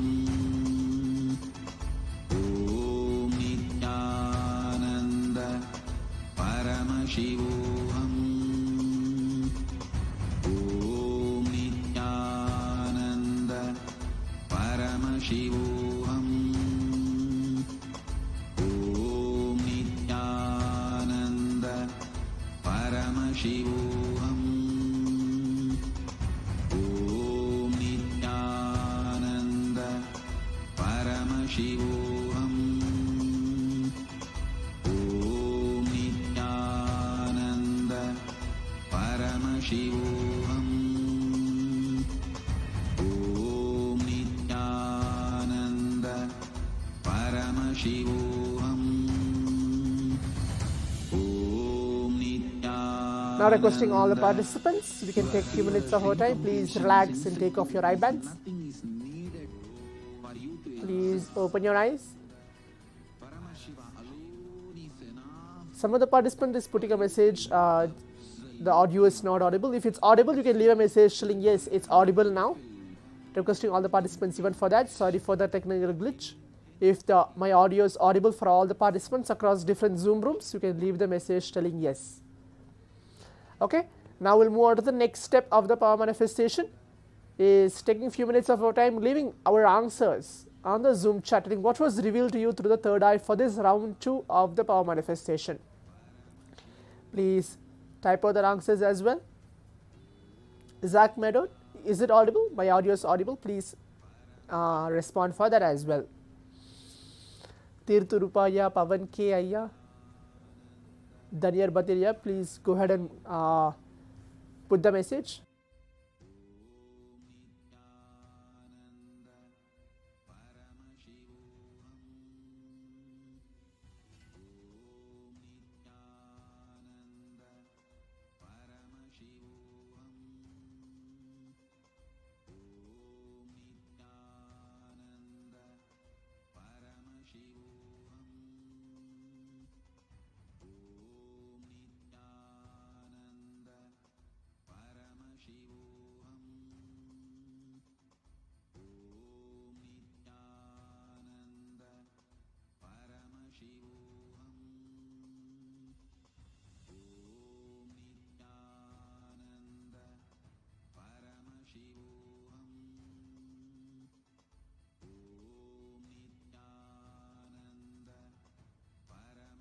Yes, let's take few minutes of our time. Please type out your answers on the Zoom chat, telling what was revealed to you for the round 2 of the power manifestation.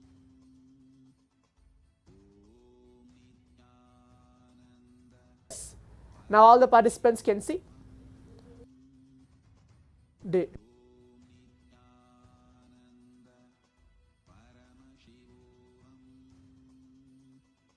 The round 2 of the power manifestation was chosen for all of us was apple for this round 2 of the power manifestation. Yes, all of us can see for this round 2 of the power manifestation is apple chosen for all of us.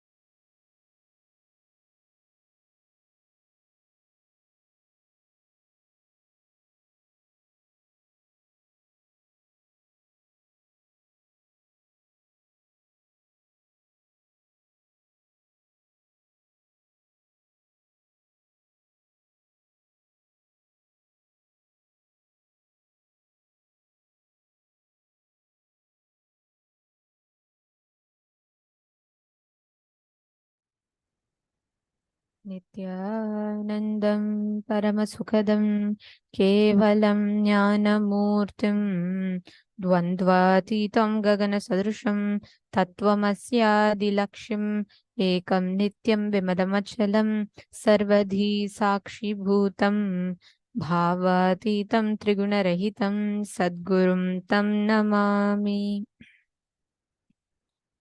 Nityanandam, everyone. We welcome all the participants, every one of you joining with us on your 12th day of Paramashivoham level 3. So far, how has your journey been? How have you all been enjoying the program so far?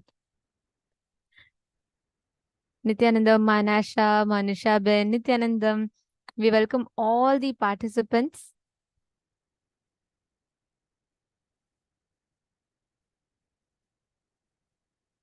Nityanandam, Ma Hedi Shlak, Ma Geeta Devi, Ma Irene Lemos, Nityanandam. We welcome each and every one of you for the program today. Today is very, very special. I think today is one of the most requested initiations ever because today's initiation is the Shukra Darshan.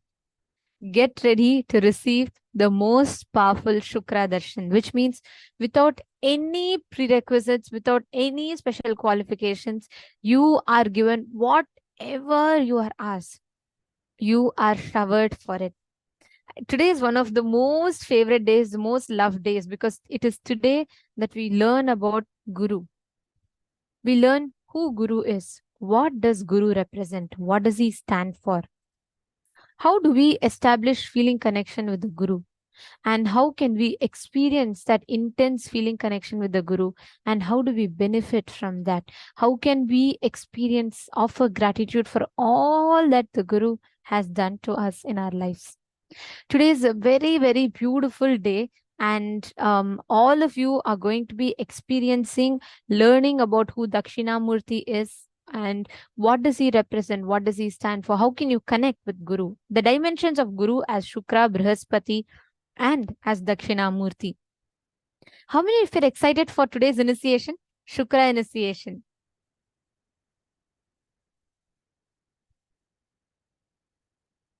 How many of you are excited about receiving the Shukra initiation? Yes, yes, yes. I see so many yeses coming up. Okay. See, understand, every one of you that are sitting here today, Shukra initiation, you know what the speciality is? It is in this initiation that without any preconditions, means Shukra is that dimension of Paramashiva where he does not expect anything from you. He does not expect, he does not say, oh, okay, because only if you are doing this, I will give you this. There is no preconditions. Even if you are the most wrong doer, like, you know, you go and do every mess up, you go and mess this up, you go and mess that up, and you want to say, Shukra, listen, I don't want to work. I feel very lazy. But still, I want to get an increment in my job. Please manifest it for me. He will say, all right, I will give you that. So every one of us, Shukra is like that, you know, getting a Shukra quota is literally like you can get anything you want from Shukra. He will give you anything that you want. He will bless you with anything that you want. That is the power of Shukra's initiation and Shukra Darshan. Okay, Ma Virupaksha is saying you're not able to see yourself on the screen. Did you try to log in through another device, Ma? It could be a problem with the device. And if you are trying to see yourself from another device, you're logged in through device A and you're trying to see yourself through device B, it will not be possible because it's in focus mode. So it should be either of these problems. You can try eliminating it. Or even if that's not working, Ma, uninstall and reinstall the Zoom app and log in back. Okay, that should work. Let me know if it's fixed. Okay, so today what are we going to be learning about? Today, Bhagavan Dakshinamurti is that complete manifestation of Paramashiva as a Guru. And in today's program, through today's day, we are going to be learning about who is Guru, the Guru Tattva, the Tyaga of the Guru. We're going to be learning about the God particle, We're going to be learning about who Dakshinamurti is. We're going to be learning about Janaloka. We're going to be learning about Sarvajñatva, Guru Tattva. We're going to be learning about all of these extraordinary aspects. So now, first thing, let us understand about what is Janaloka, the parallel universe of Janaloka.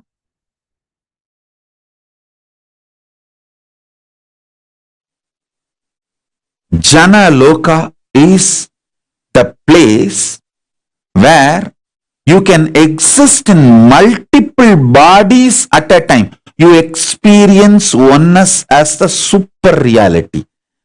Anyone who experiences Jana Loka loses all forms of violence and fear, because you know you exist in everyone.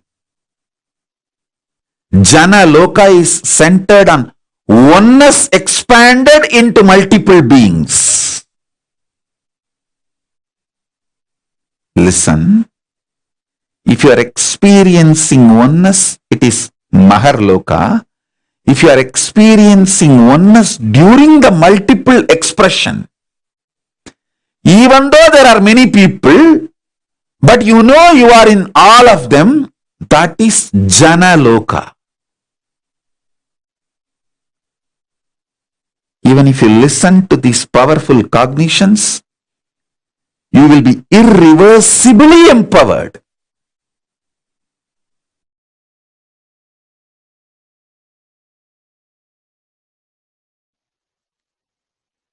Oneness, decision to live in oneness leads you to heaven called Janoloka, or you can call it Janaloka. Listen,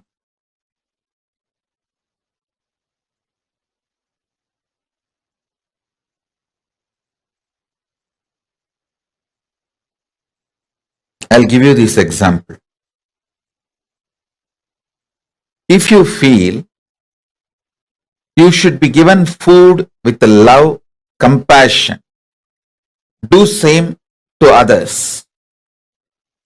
If you feel, even if you feel like taking marijuana, cocaine, drugs, alcohol, people around you should be ferocious and not to give you that, protect you. Do the same to others. If you feel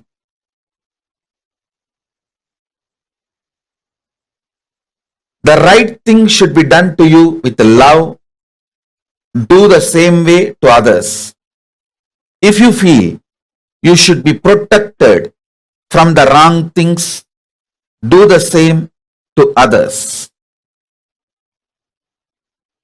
Listen carefully. There is nothing called right or wrong in Janaloka. It is all about oneness. It's all about oneness. There is no right, there is no wrong. In Janaloka, there is no law like a womanizing is crime. Drugs are crime. This is right, that is wrong. There is no law. Oneness is right. If you feel alcohol, drugs are great, you want to enjoy, then share that with others. Oneness is the law of life in Janaloka. Of course, when you give drugs to others, then naturally you have to go through the criminal prosecution. That nobody can stop in this world. I am talking about Janaloka. In Janaloka, the only one principle is oneness. And I tell you, if you start behaving acting, thinking from oneness, you will create an amazing team around you. Amazing team around you. Start bringing oneness as the scale. Bring oneness as the scale. I tell you, you will develop an amazing Jana Loka around you. Amazing Jana Loka around you.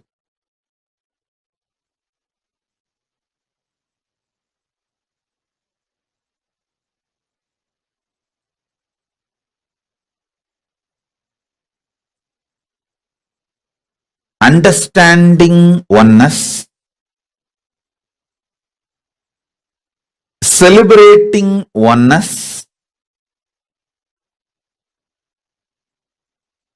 wherever you can't implement oneness due to the law of the land, making it clear to people around you, hey, this is what is oneness as far as I understand.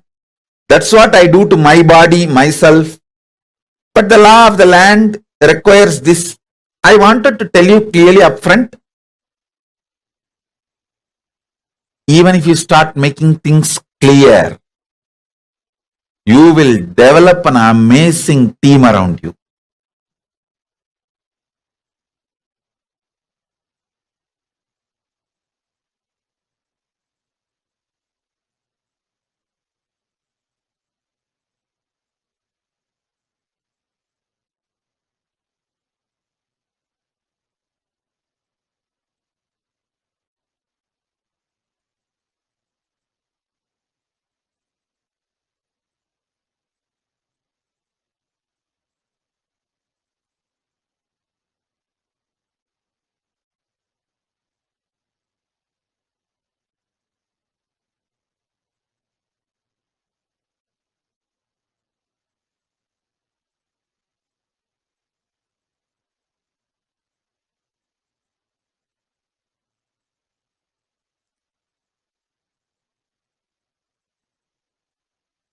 Implementing oneness as core strategy of your existence makes you to go to Janaloka and makes the Janaloka manifest around you.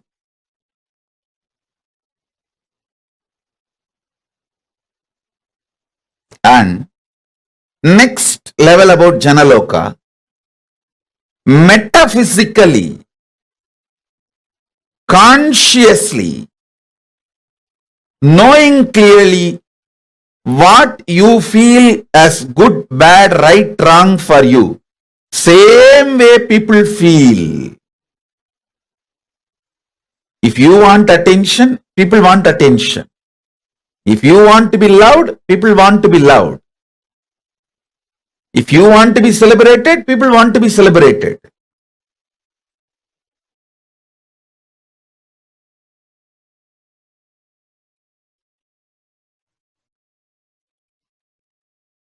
Janaloka means where billions of beings exist in complete sync.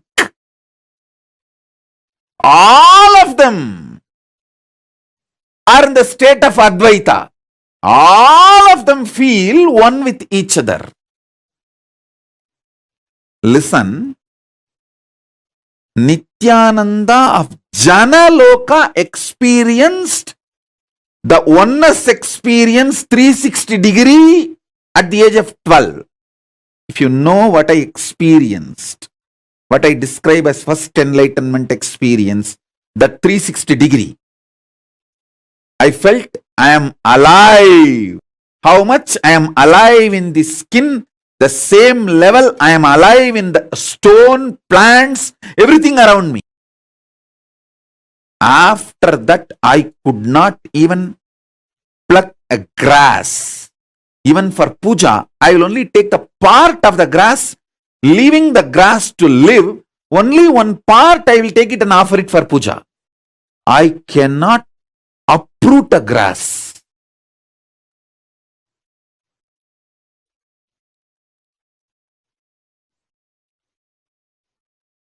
Because I know I exist. I exist. I exist. Nithyananda stationed at Jana Loka experienced the oneness, Advaita with everything, and landed into the Nithyananda stationed at Bhuloka.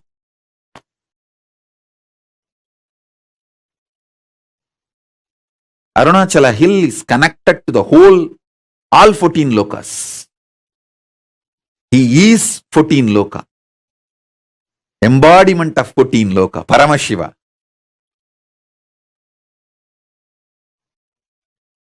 All 14 lokas are within him. Arunachala has the address in all 14 lokas. If you write letter Arunachala Bhuloka, Arunachala Swarloka, Arunachala Maharloka, Arunachala Janaloka, Arunachala Tapoloka, in all 14 lokas, there won't be any address confusion. Simply the letter will be delivered. Because in all 14 lokas he exists. And more.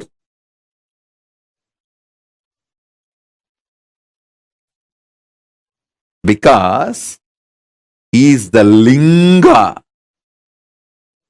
He is the linga. Not just sangha. Listen. Kailasa is sangha. I am not disrespecting Kailasa. I am giving you the understanding. Kailasa is sangha. Arunachala is linga. Paramashiva himself, deity,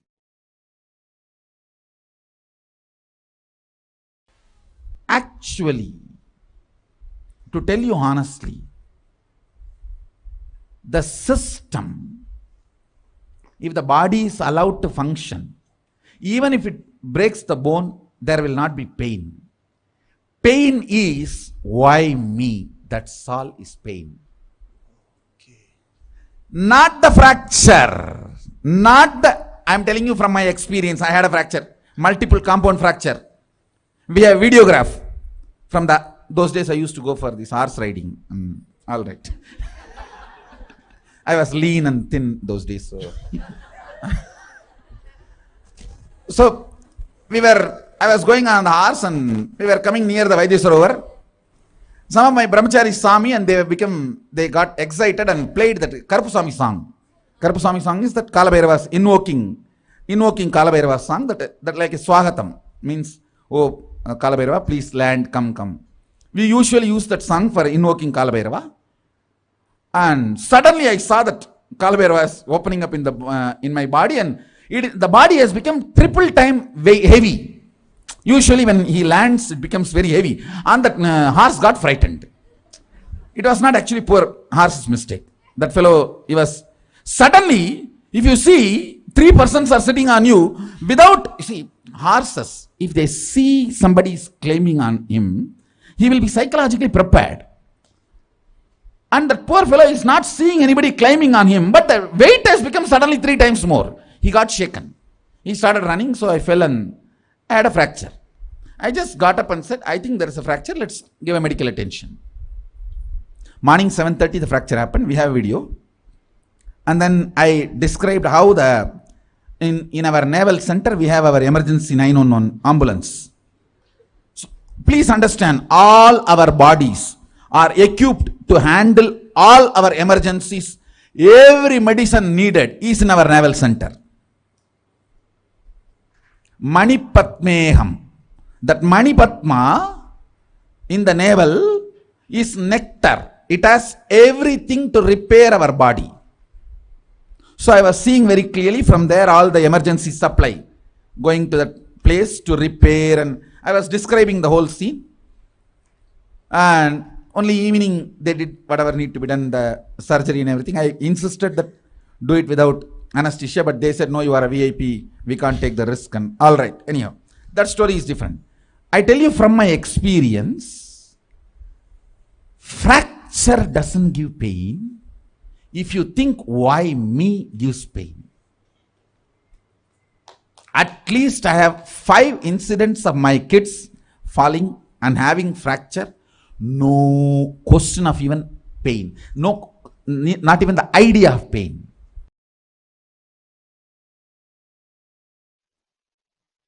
When I say, hey, you can have 25 independent, intelligent energies. You can make 25 independent power manifestations at a time. If you feel one with it, if you are vibrating with it, if you feel, yeah, when I can do third eye and make the Atmalinga stand erect, all these 2-3 things at a time, I can do 25 power manifestation at a time. If you vibrate with it, you are in oneness with me. We both are meeting in Jana Loka. The teleportation of Jana Loka is happening into Bhu Loka in you. If I say you can perform 25 intellectual acts at a time, like you can smell, you can hear, you can write, you can solve maths, all 25 actions at a time. If you feel connected, wow, yes, it is possible. Then from Swargaloka, teleportation is happening from Swargaloka of you to Bhuloka. If you understand, 25 powers can be manifested simultaneously at a time. Then from the Janaloka, the teleportation of you from the Janaloka is happening into the you in Bhuloka.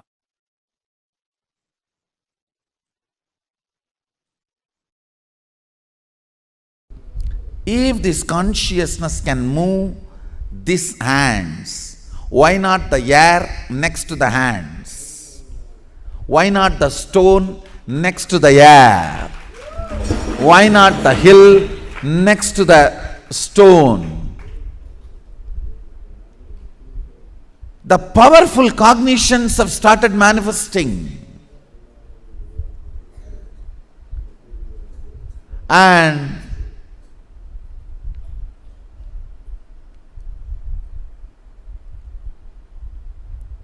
the powerful cognitions have brought understanding, knowledge, powers, all rooted, centered on this one click. If there is something which is you, which can give a command to move this matter, and this matter moves, the ultimate is in you. It can tell, command, order any matter to move.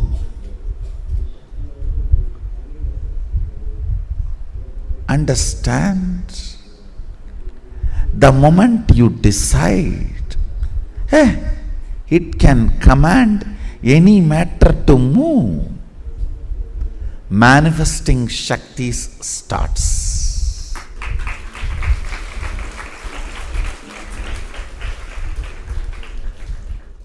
I am telling it is not moving is inauthenticity, powerless cognitions, the conclusions before even you try.